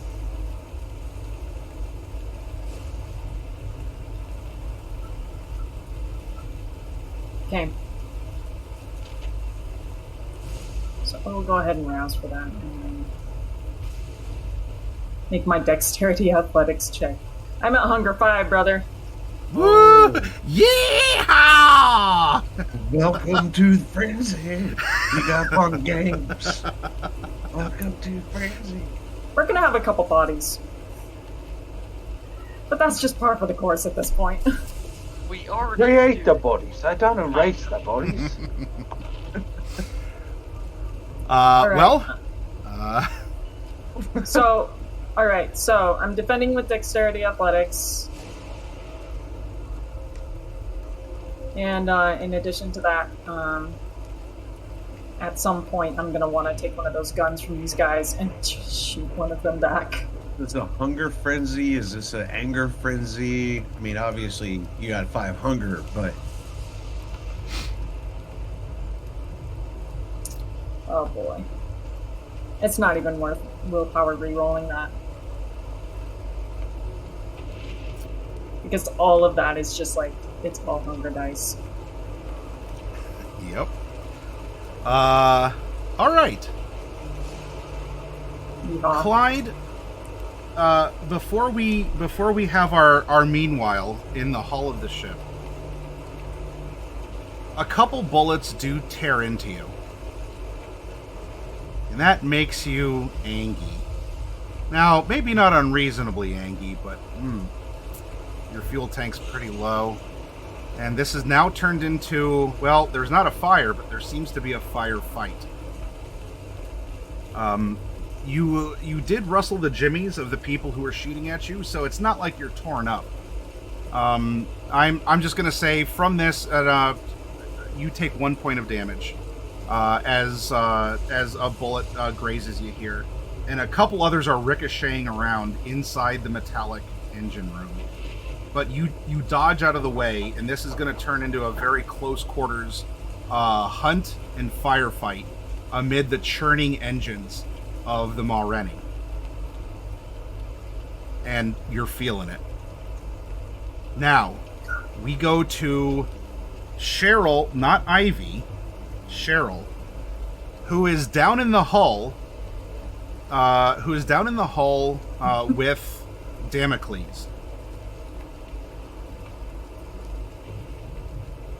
Cheryl, you may not be an expert on freight shippers, but this was described to you as an ore ship.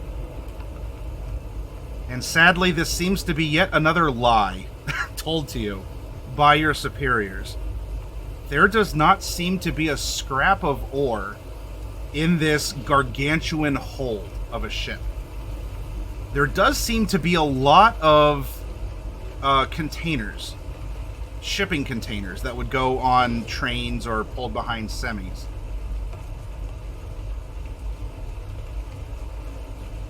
Now, Damocles has asked that you haunt the ship, distract, because he needs to go find the not ore.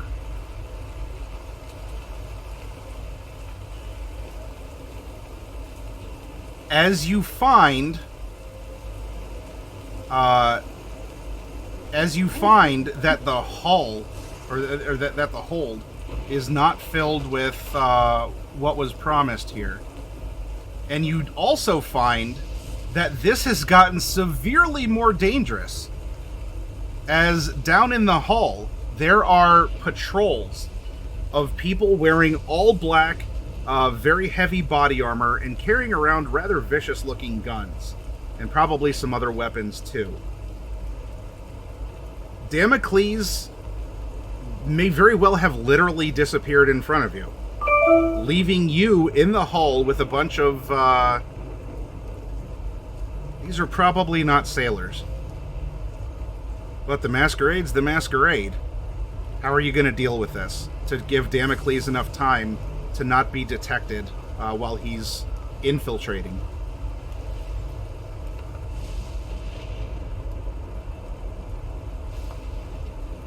Give me 1 second.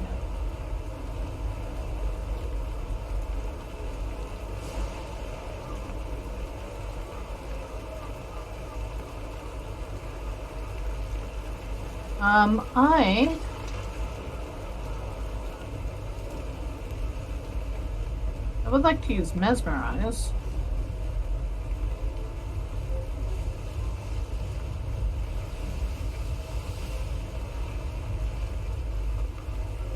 I would like to use Mesmerize on a guard that's walking up and just tell him to shoot the others.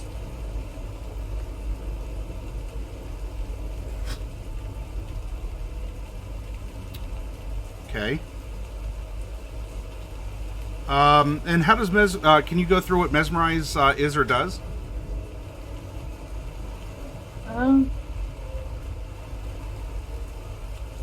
It's loading so slow for me.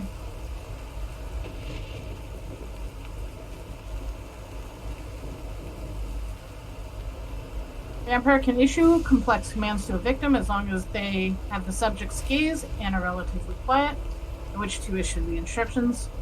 The instructions must be carried out immediately to the victim's best ability and must not contain any conditional actions. No roll is required against an unprepared mortal victim. Commanding a resistant victim or another vampire require a contest of manipulation and dominate versus intelligence and resolve. Okay, I will roll. Go against. I will roll intelligence and resolve against you because this is not an unprepared mortal. Okay.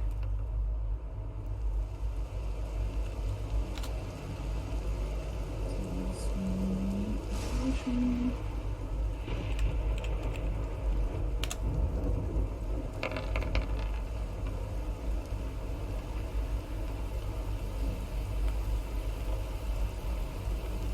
All right. It appears that I have 4 successes to your...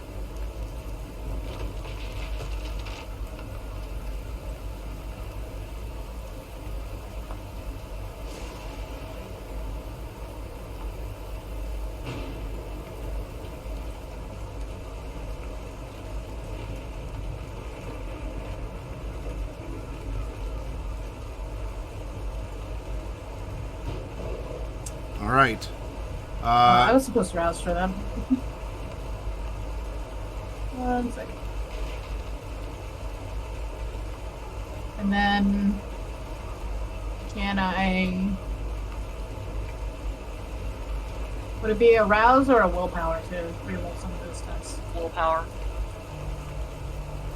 You can reroll up to 3.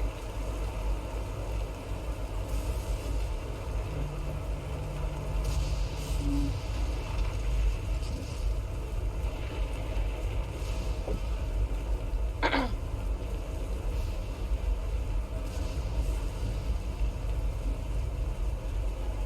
then from a 3 to a 6, nicely done. Okay.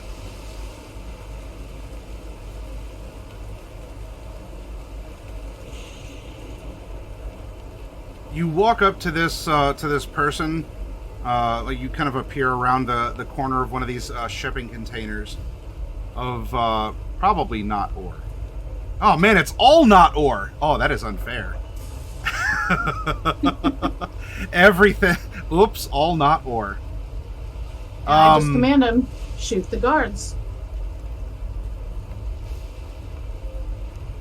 There is a silent nod from under the mask, and a very short while later, and the entire hull resonates with automatic weapons fire. And then it resonates with shouting.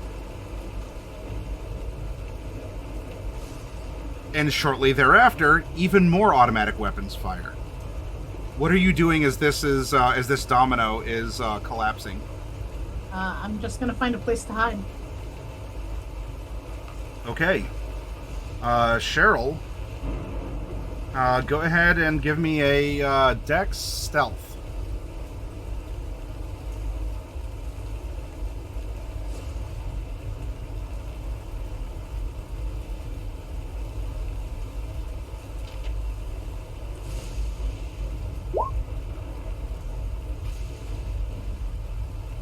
Okay, a bestial failure. Aha! What's that do? It means we have a roleplay opportunity.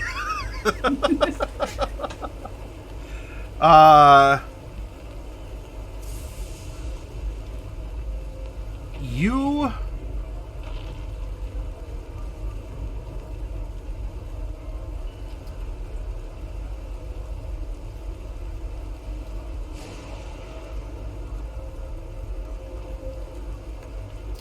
what would be a very dramatic bestial failure here?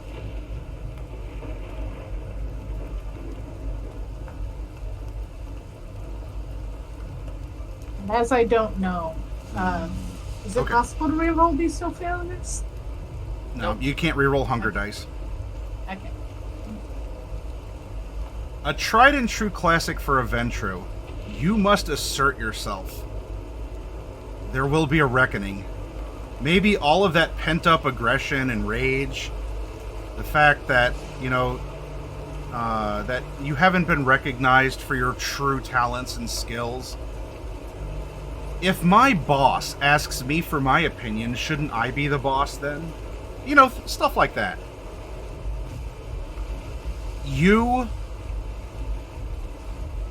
So instead of hiding, you scamper up, up, up. And while, because you can look down on the hull, I created this! Dance puppets! Or, I don't know, what would you like to shout from up on high?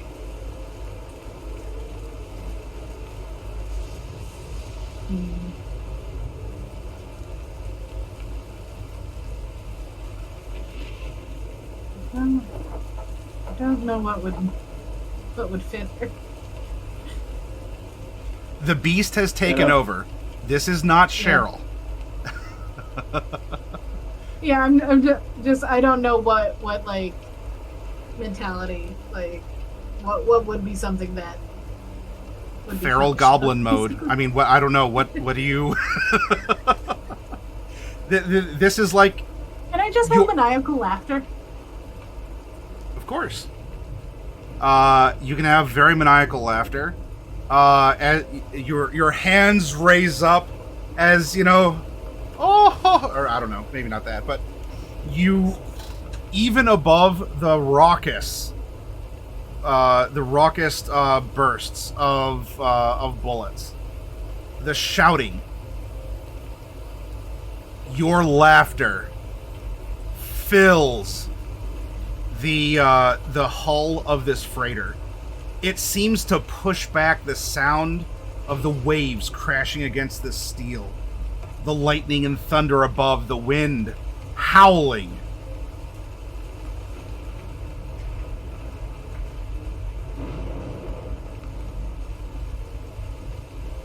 And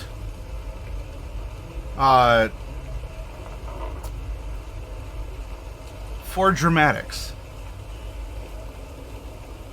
there is a button by you that as you laugh, it is no fire alarm.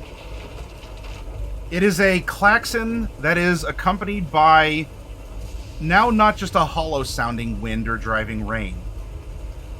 As the top of the hull here begins to open up, you have ascended. Lightning, crack-a-boom behind you, Cheryl. The rain is pouring in and howling around you. No longer will you be the flopping fish on the bottom of the boat, suffering the indignant gazes of, well, mostly Clyde. But still the indignant gazes. Ivy, having completed getting what you think would be necessary, and you're not quite sure how to read it, but you did seemingly get the information. You're making your way back, and now your cat's grace will save you in this regard. For as the ship is pitching and rolling, there is a and you see the cover of the hull open up beside you. There, hair whipping in the wind, is Cheryl, maniacally laughing from the top of the steel staircase inside here. There is the and you see muzzle flashes from between containers in the hull. What the absolute hell did she do? What are you doing, Ivy? Do you want to go down and say something to try and snap Cheryl out of it? Do you want to drop down? Do you just want to keep going and nope out of there? She's gonna keep going and nope out of there, because whatever Cheryl's got going, no part of. Sure. Meanwhile, back in the engine room, you are turning, Wade, you're turning your victim into a Slurpee. Clyde, you want to try and obtain one of these weapons. Tell me how you would like to attempt that. Still with the fleetness active for the scene. Yeah. Well, technically, you said I'm frenzying, right? That's where you left me off at. You're on the cusp because I don't think you failed a frenzy. Unless I missed something and it's an automatic when you hit 5. No. No, I still have to roll for it. It's just... Okay. Then, yeah, it was a dramatic cliffhanger. Go ahead and roll for it. I mean, if you want to ride the wave, you can just be like, ah! In all honesty, what's the difficulty for succeeding the frenzy test? I'm sure it has a stat. Is Willpower. it 4? You would be at 4 if you're at max. Yeah. Yeah. Can Oh, Clyde wait, do what 4? That's actually used for it. No, he can't. We're No. riding the wave. You all at home thing can't we're see on this. I'm looking at Clyde's character sheet. No, Clyde absolutely can't do 4. Good thing we're on a boat. I'm the guys. real McCoy, and you just lunge.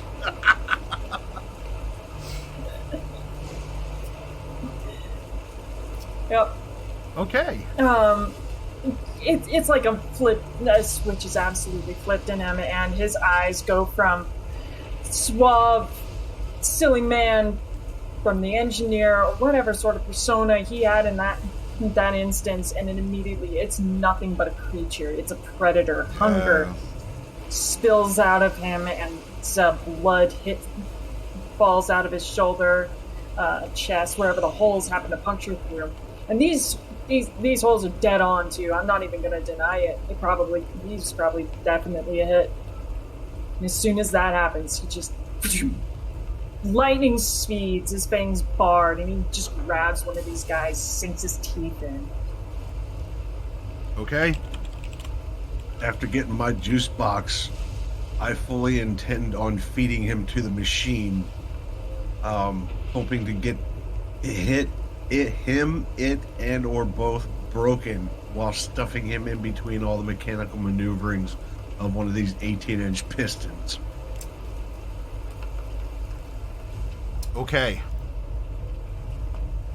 Damocles, now we come back around to you. You have done your job, and you've actually done it quite well. Because, hey, that's what you do. You wouldn't be unalive this long if you couldn't. Though, you know what? I'm gonna have a little bit of a twist here with Cheryl. Cheryl, in your maniacal laughter, the wind is whipping and howling, and you are, oh man, the power. I need you to make a. I honestly, this is just going to be a dexterity. No, it's not even a dexterity. This is a pitching. I need you to just, I guess, make a strength if you want to have athletics, but you'd have 0 in it. But I need strength as the ship. A large wave has crashed into it, and you're at the top. You know, just, it's alive. You just have to make you B-roll strength, huh? I do.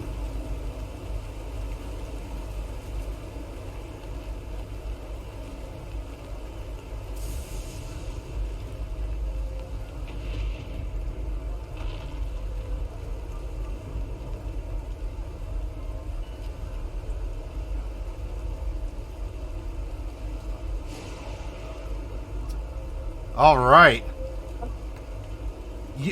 If it counts for anything, Cheryl, while you were actually passing on those first ones, you're still getting stuff done. Like, nothing has actually stopped you, Cheryl. Nothing can stop you, Cheryl. That's, yes. Cheryl, you shift and rock, toppling forward. Your beast. You have never actually felt more powerful, even despite this. And you claw. You claw down. Damocles, all hell has broken loose around you. While you did see the men with the guns over there, hopefully they're, your fledglings, your hounds, are telling them to beware. But you see Cheryl fall, grab onto a container, tear down, and is about ready to splat. What would you do? As I grab your token. It would be difficult to explain a pile of ash and bone and sinew smoldering when they end up coming to the wreckage, so I suppose it would be in my duty to end up preserving the Masquerade and thus save the fledgling from what seems to be them experiencing a form of blood drunkenness. So I will do so.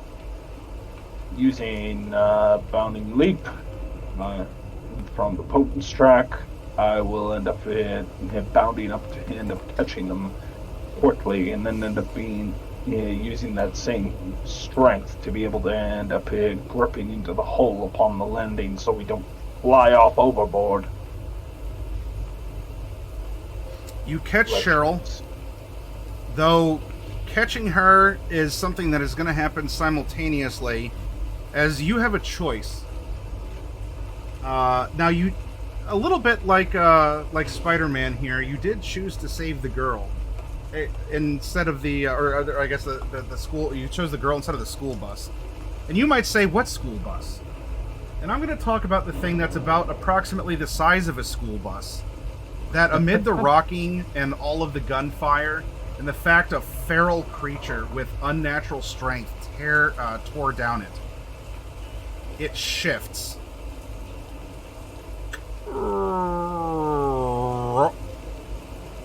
And speaking of dominoes falling,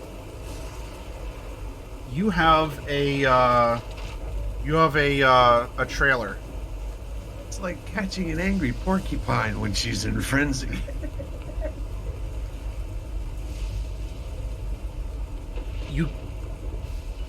You can't hold on to her and also try and hold this thing up, Damocles.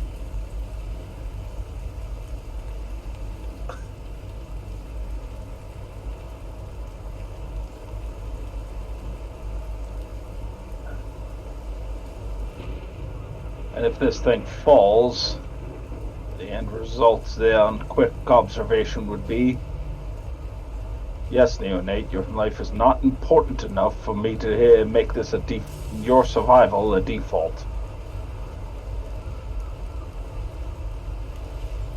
This trailer would fall, potentially with enough weight to pierce the hull.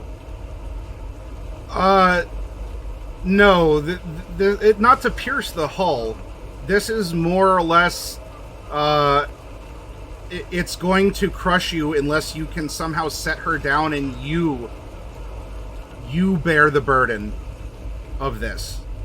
You bear this, result of the fledglings you trained causing a storm to happen. It is falling right now, so that it's the question of I suppose you could escape and leave her behind, or you could set her down and you can try and keep this container up.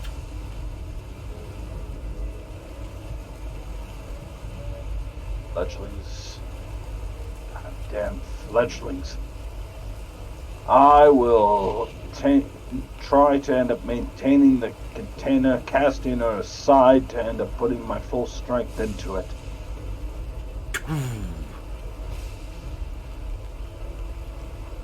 Cheryl, you are cast aside, sliding along.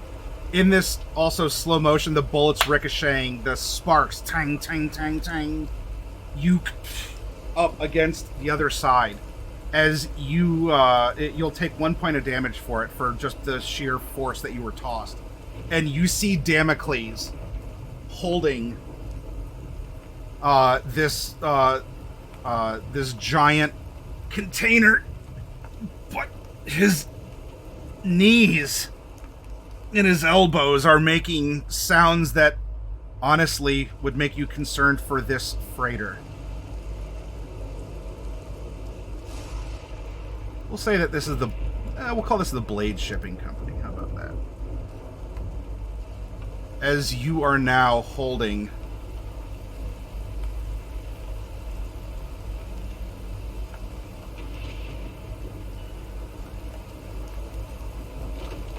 Cheryl, what are you saying or doing? You've snapped out of this.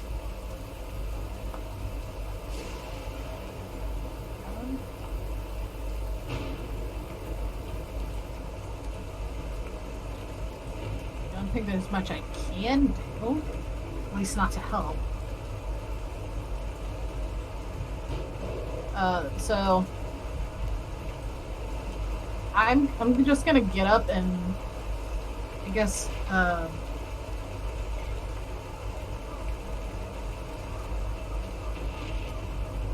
don't want to leave if I can't, but I'm just gonna ask Damocles if he can get out of that. All right, she runs up to you, Damocles. I'm not getting under the thing. I'll say that much. Right.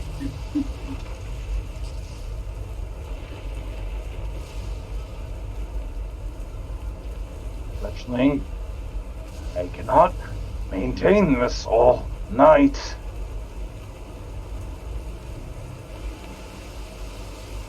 And there's I- and Damocles takes several bullets in the firefight as he's standing just completely torso exposed, unable to dodge or do anything. Can I see the other? Yeah, Can I see the other mortals? yeah, they're further down the hall this way. I have to. That's quiet for that.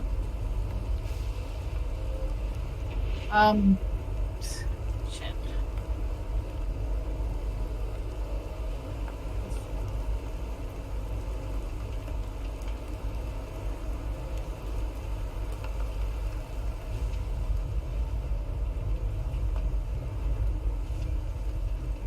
Okay, that's all fireside.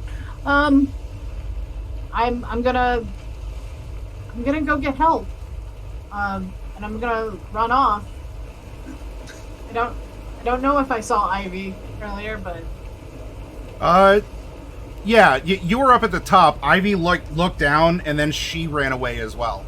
So she's up there somewhere. I'm gonna call out for Ivy as I'm running up. Okay. Ivy, you made your way. A lot of this is happening very quickly. You started making your way, running across the top of the ship. And Cheryl's voice is just echoing and crying up out of here for help. Do you wish to continue on and maybe going to the back looking for the others? What would you like to do? You are an autonomous vampire. She's gonna turn and head back. As much as she may not like Cheryl in most cases, they were sent out here as a team.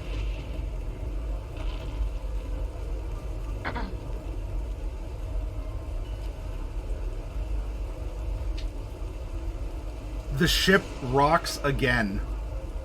Only this time with an explosion. I'll get to you later, Clyde and Wade. Hang tight.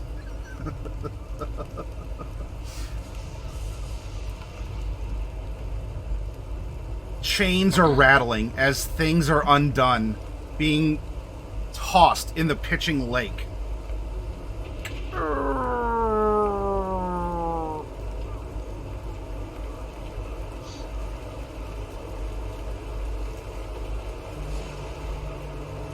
Cheryl?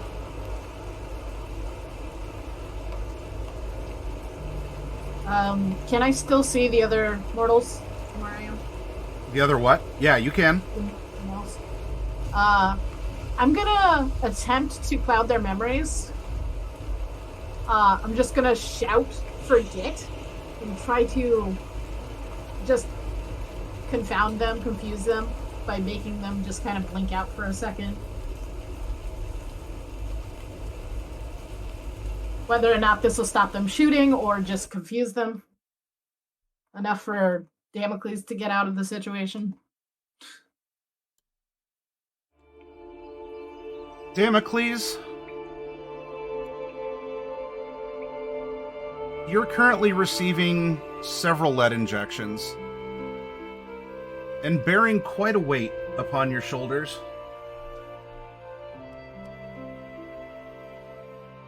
Cheryl, desperate to do something, runs forward to hopefully make the mortals forget the fact that an explosion rocked the ship, that they're shooting at each other, and that, quite frankly, everything has gone to shit.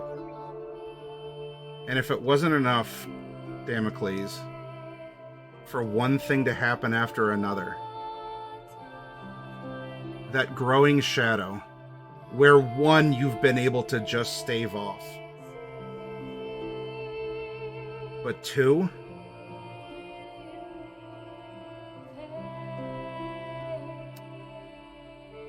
not two.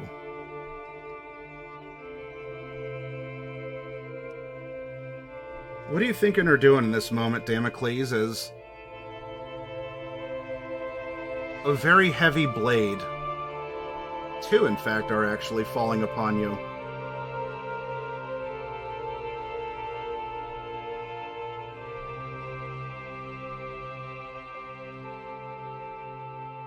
This is an inconvenience. I came here with a mission, and I would see it through to the end. Pinned as I am. Perhaps my eyes look towards the thing that brought us here.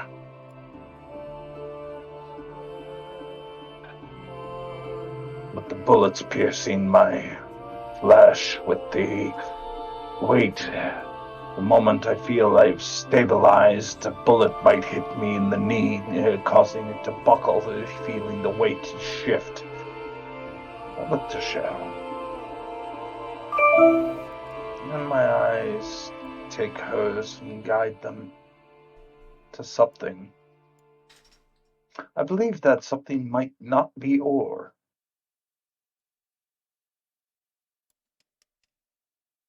If my old notes still hold true. You do in fact have a suitcase strapped to your back.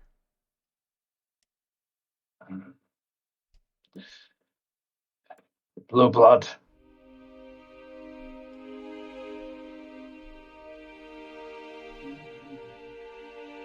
Blue blood. That's you, Cheryl. She's looking at you. Take the briefcase and run.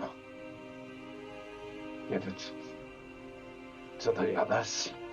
He groans as another shot rings through his lungs. Do not open it. At all costs, do not open it. Cheryl grabs the suitcase and she books it.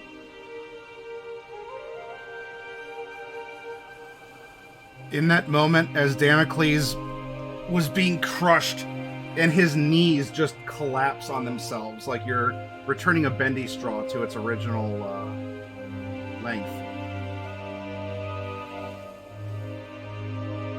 he topples and both the containers sever most of him from the waist down. Cheryl, you grab the backpack. It's caught on his torso as the vitae is spilling out of him.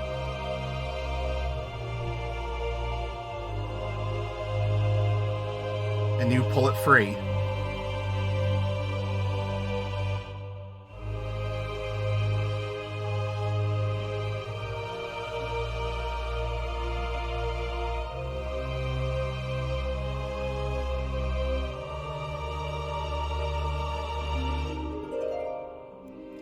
Ivy, you see this happening from up above.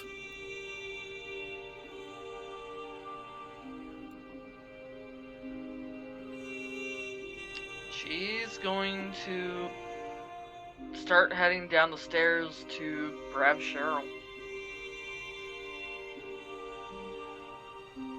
There's not much she can do for Damocles. Tim, Tim, Tim, Anything Tim, at all. Tim, Tim, Tim, Tim, Tim, Tim, Tim, Tim, Tim. Cheryl, keeping hold of the briefcase. Where are the others? We have to go. I assume they're still down in the engine room.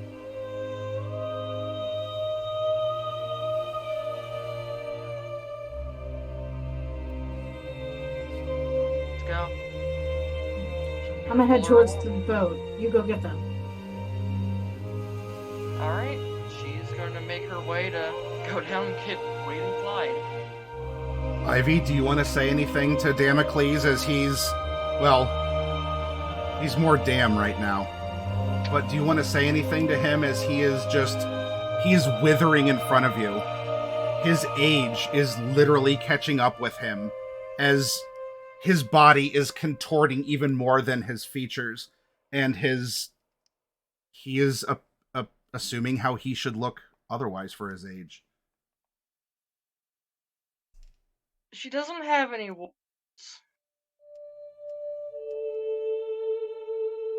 But instead she's going to stop long enough to give him a bow, like her father had taught her when she was being trained. And then quickly straighten up and hightail it out of there. And Damocles, do you have a last word out loud to Ivy or an internal thought as your eyes shrivel like raisins, fall back into your skull, your lips recede back, and you putrefy on the floor of this rocking ship, blasted and, well, quite a mess.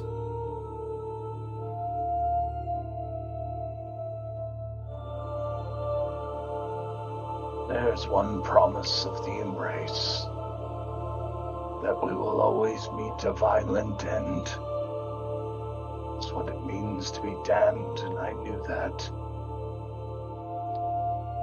But upon this situation I find myself in,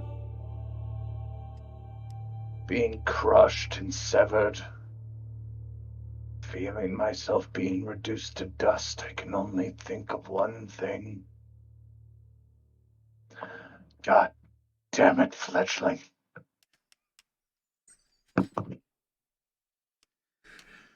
No laughing. No laughing.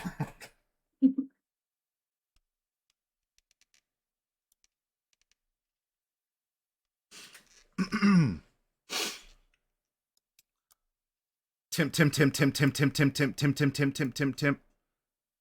Meanwhile, back in the engine room. Wow. It has been a mess. Wade and Clyde. Now, Clyde, you managed to get one of these guns away from the militaristic people here. You have engorged yourself with blood, and you have a very powerful automatic rifle in your hands. Wade, you have been able to play hide and seek pretty well among the engines. And at some point, and hopefully not because of you. Now, something did go wrong in so much that the fire alarm didn't work. And when you drug over your blood bag to another alarm, it's like the emergency alarms were like severed or disconnected, or things that might send out distress signals were disabled.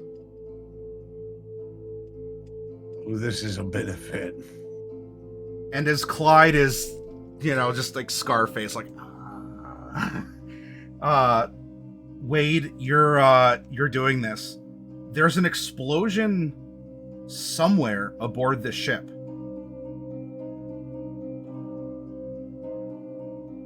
You can feel it and hear it. It is not a wave crashing.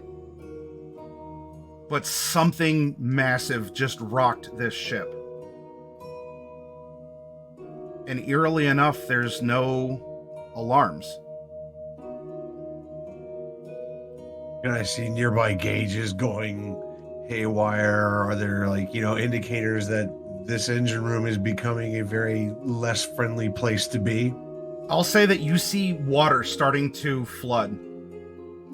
In fact, probably during Damocles' observation prior, that's when we would actually see the trickle of water in the base of the hull, and then like the wave before it consumed the putrid remains of the dead vampire, the final death vampire, washing him away. You are seeing water begin to pour into the engine room, Wade. Peek around one of the engine blocks just long enough to make sure that Clyde's okay and handling Clyde's side of this. If Clyde is, then I will continue doing some actions. If Clyde isn't, then I will intercede. Clyde, does the explosion register with you at all, or is this is it? This is it, Mang. You got the weapons, you got the targets, you are full of blood. Oh god.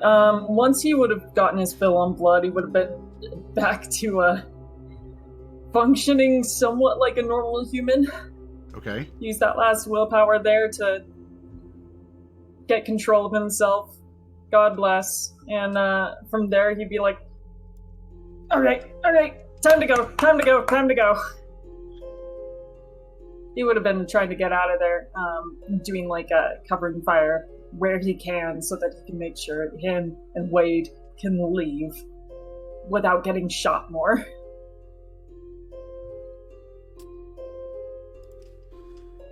So, go ahead and use that last willpower, and I am now in an impairment for all social and mental stuff. Very good. You two are running along the back. Cheryl, you're able to be a lot more sure-footed on the pitching, rocking deck. In fact, the Mulrenny is now starting to lean to one side, listing heavily. And there's been times where you've had to help your sister, or at least Cheryl. She's carrying something precious, and if it's not any sort of affection, at least the object of your mission, as your sure-footedness is able to help her run along the pitching deck of the sinking ship. You've got to get to your ship. And we also have you meeting up with the others as they come bounding out of the engine room. On my way out of the engine room, I'm turning every knob, dial, lever, everything I pass. I am twisting to the max. I don't care what it is or what it does. I'm flipping buttons. I'm doing whatever I can to fuck this ship up. When you run to where your ship was attached, the rope is severed. And your small boat is not there. It's not even that pieces are still dangling at the end, but the rope had been cut. And your ship is your boat is gone. Clyde looks over to Wade and just like pushes him. And he's like, Are there any lifeboats? Ah, a very good question. Are there any lifeboats? We're just like sinking. Barrels anywhere? There are. One of them is apparently destroyed in some way, leaving one behind. And there is a group of sailors that have been making their way from, because they also, they bunk in the back here. And then there was the one crew. You have 3 factions coming up to where the second ship, or the second lifeboat is. because there's only enough lifeboats for the normal crew. And apparently this military group not only disabled a lot of the SOSs and other things, but some of them who have survived so far are clambering up for the remaining lifeboat. So too are the sailors. At least those who've survived so far. And then there's the 4 of you. And this is quickly becoming a Mexican standoff for the last remaining lifeboat.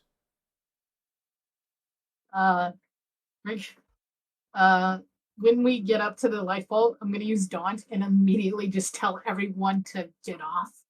Clyde is going to follow up with that and also use Daunt, and he's going to back it up by pointing the fucking gun. Okay. So you want to take the last lifeboat? Yep. Okay. Wait, is Clyde even there with them? Yeah, Did they you're already together. All right, You have good. reached effectively where the last lifeboat is. You're seeing the PMCs rushing up from one direction, and you're seeing the rest of the civilian crew of the Malreni trying to gather up. They have life vests as much as they could grab them on the way, and they can't hold on as the ship is lurching. But you have these 2 groups of humans, and then there's you 4. Grand So Theft if you 2 SS. want to double Daunt, you can. Yep.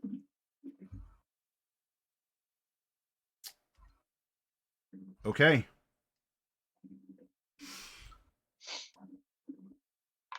The 2 of you back to back just, I mean, you got the weapon and you have an icy stare, Cheryl. We have panicked masses. But what I'll do is both of you roll your intimidations. Cheryl, you can get your icy stare in on this too. And then I'm going to roll against, well, we have a large group of panicked animals. There's 3 different groups of actually panicked animals, 2 of which are human animals. I'm going to roll a pool of dice, and we'll see if the 2 of you can manage to overcome the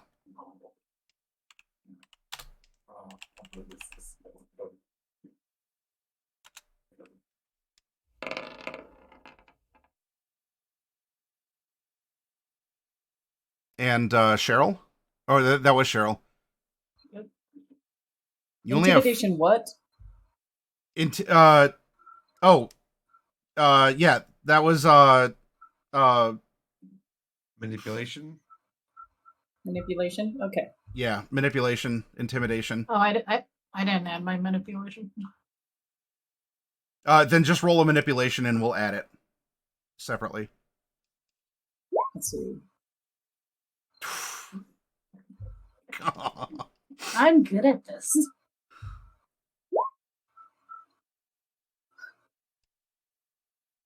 Okay. Oh, the impairment automatically takes it off. Okay. Hold on. And Clyde's here for it.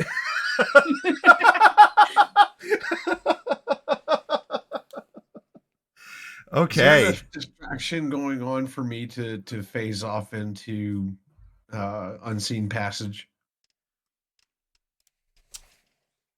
You're being witnessed by 2 different groups. So if I guess if you can do it while you're being watched.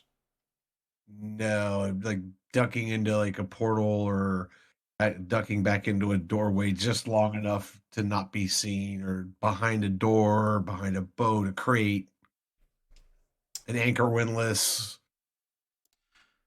That's fine. You should be able to find like a doorway or something to hop into. Clyde and Cherry, back to back, facing down 2 groups of panicked people as the ship goes down. With supernatural ferocity, probably appearing very much as monsters to both groups. They stop long enough for you to get in and to hit the release of the lifeboat.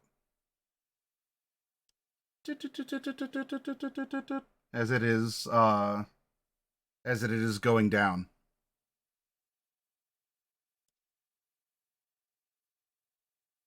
And As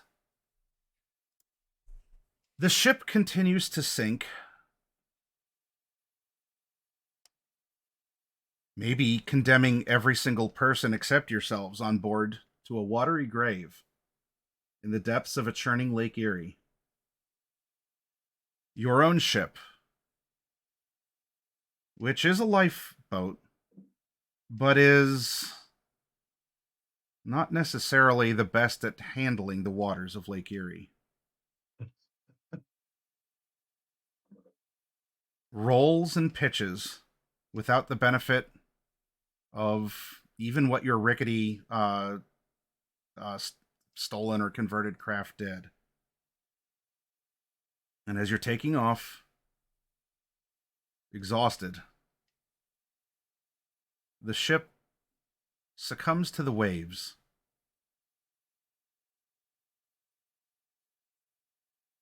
However, you four do have the benefit of not needing to breathe. And so as the waters envelop you and fill your lungs, maybe even drain back out depending on where you've been shot, or help you sink,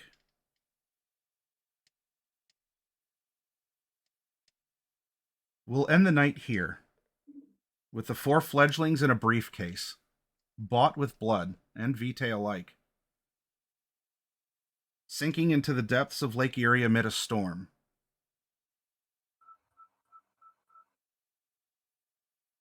Perhaps even shortly after dawn should break soon. And we'll just have to count on that water being very murky. Now, well, we are not doing experience points. I believe it was said that you all did wish to reflect upon your humanity at the end of each session. And I believe that is a very time-honored tradition in Vampire the Masquerade. Oh my So- God, so many stains. Let's see. Where could you have made an oopsie doodle, everyone? When I stuffed my meat bag into the engine. That was probably unnecessary. Yeah. Very violent. I threw 2 people over the Oh, railing. don't mind him. He's not unaccustomed to stuffing his meat in the machinery. That's fair. Now, you know, Derek, as as sort of a co-storyteller here, I've never encountered a game where something like this happened, where the coterie chose to let everyone aboard die. That was a lot of people.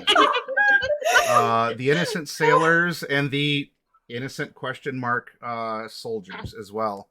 That You were know all what? just It's doing not their our job. fault their alarm systems were deactivated. Wade Well- Cronin thinks them people ought to know how to swim and know where the life jackets are. They could put their little beanie lights on and get rescued That- sooner or later by some fishermen. It's like my Hopefully. first VTM Bloodlines playthrough. You have to get the Hopefully. sarcophagus, and I just murdered everyone. So, yeah, you know, Bull Derek, sharks where up in would this Lake fall? Erie last I heard. Won't be much evidence left. I mean, you might hope that none of them actually live to tell the tale of what they saw. In the eyes of an angel. So let's say, Derek, approximately Are you 30 asking my people. opinion? Yeah, 30 What- people? yeah. What happens Okay, when a group of I will- 4 fledglings deny about 30 people from escaping with their lives? I can actually make this surprisingly simple. Oh, cool. Let's learn. I would immediately track everybody off. Auto fail on as a humanity check, and I'll tell you why. Okay.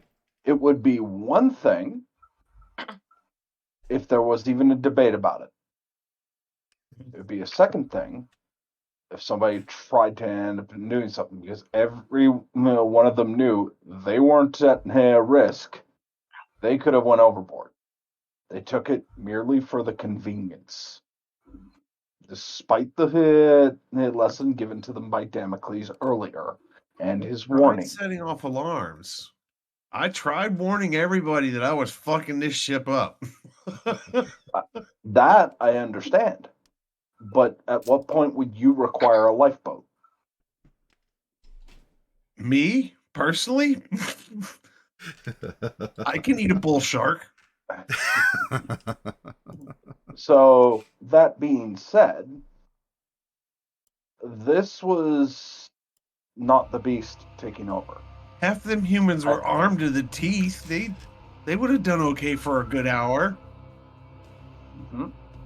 But there was a clear conflict between those who were armed to the teeth. Not for me. And that's the exact response you would give if you were on lower humanity. And so you played into it, so who am I to deny you what you're trying to do? Well argued, Wade. Clean-cut kind of guy. He's got a way of seeing things that just makes sense to him. Mm-hmm. And Wade is one of those individuals who is very much on the fast track to dropping humanity and becoming a white. It's very quick. And so who am I to deny this? Second of all, right, you have to remember, what is the core theme? A beast I am, lest a beast I become. The idea of you trying to dissuade the beast and having to end up doing this horrible thing in order to not to become more horrible. This was an active choice.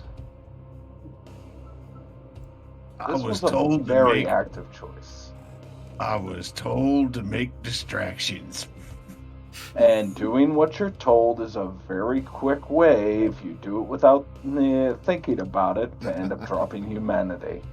I am so glad. Give me a break, man. Yeah. Because if humanity is going to be treated flippantly, I will drop humanity flippantly. Yeah. I very much play into theme on that, because it is one of the most important aspects of vampire. And Wade's of a sliding moral ambiguity about getting to the truth of things to get the answers he needs is probably more important than whether and how he gets those answers. I am simply stating my case. I will leave it to the judiction to the ST, but that is how I figure it. I do not deny culpability. Mea culpa, mea culpa, mea culpa. Sure, I'm guilty, but at least I admitted it, so that has to count for something. So, yes. No, I'm guilty, I just don't care. Each of you will just hard drop one humanity. You know, I kind of figured it was going to come to that, Derek, because there was just way too many lives being lost there. And in the case where, let's say that a sailor did in fact survive with a life vest and a strobe and everything else, that sailor would not be allowed to live because of vague gesture towards everything. So, yep. Yes, they did not drown, which is congratulations.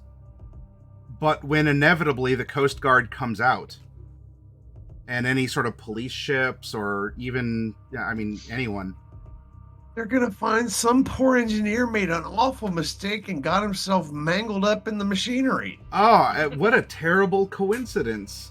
And boy, that person that supposedly didn't drown because of the life jacket, oh man, why did they have an executioner style bullet to the back of the head? Weird. After they put the life jacket on too. Man, it's like they couldn't talk about anything after being rescued. Maybe he dropped his uniform gun. I don't know. Yeah. I was gonna say some people are just damn clumsy. I was gonna say they'd find all those automatic rifles and be like, okay, this ship was not regulated. The ship was This moving ain't arms. Somalia. I will say that all of this will make you, each and every one of you, excellent mages with the coincidental bullshit you're trying to invoke to not have the wrath of Paradox fall on you. So you're getting cross training as a mage, by the way, everyone. You just happened to run over a gas main that exploded. I didn't cast fireball. So yep. And we can have a reckoning of that, but right now things are a bit topsy turvy, and we will need to pick up as you all are going to. You can't walk during the day, so you might need to spend the night underwater and then wash up later and try and. Well, we'll talk about that between now and then. But yeah, so I hope you all out in the audience, we learned a lesson and also had fun, because that's the most important part. And I hope you as the players had fun as well with the shenaniganery that just occurred. I just imagine all four of us sitting in a circle on the bottom of the lake playing tic-tac-toe with seashells. Gotta pass the time somehow. Wade pulls out a package of bananagram tiles. Wade pulls out a package. Gets bored in the tunnels sometimes. So what we'll do is let's go into a raid. Now, wouldn't you know, of all people to be up late at night, we have Macabre Derek. I think he's still broadcasting. Yes, I am. Oh no, he's here. He is among us. So let's go and say hi to Derek directly, because he's been lurking in our channel. So now it's our turn to go lurk in his and decompress and talk about what the fuck just happened. So everyone, come and join me. We're gonna go raid another vampire player and streamer and storyteller and drawer and all sorts of other and we'll just go visit. He's our neighbor right now. So, and hey, audience, we love you guys. Yep, We've had thank fun. you very much. And part 3, the grand finale, is this coming Tuesday. So is it Tuesday yet? Oh, not soon enough. Anyway, take care, everyone. We'll see you over in Derek's channel. Goodbye. Take care. Night. Night.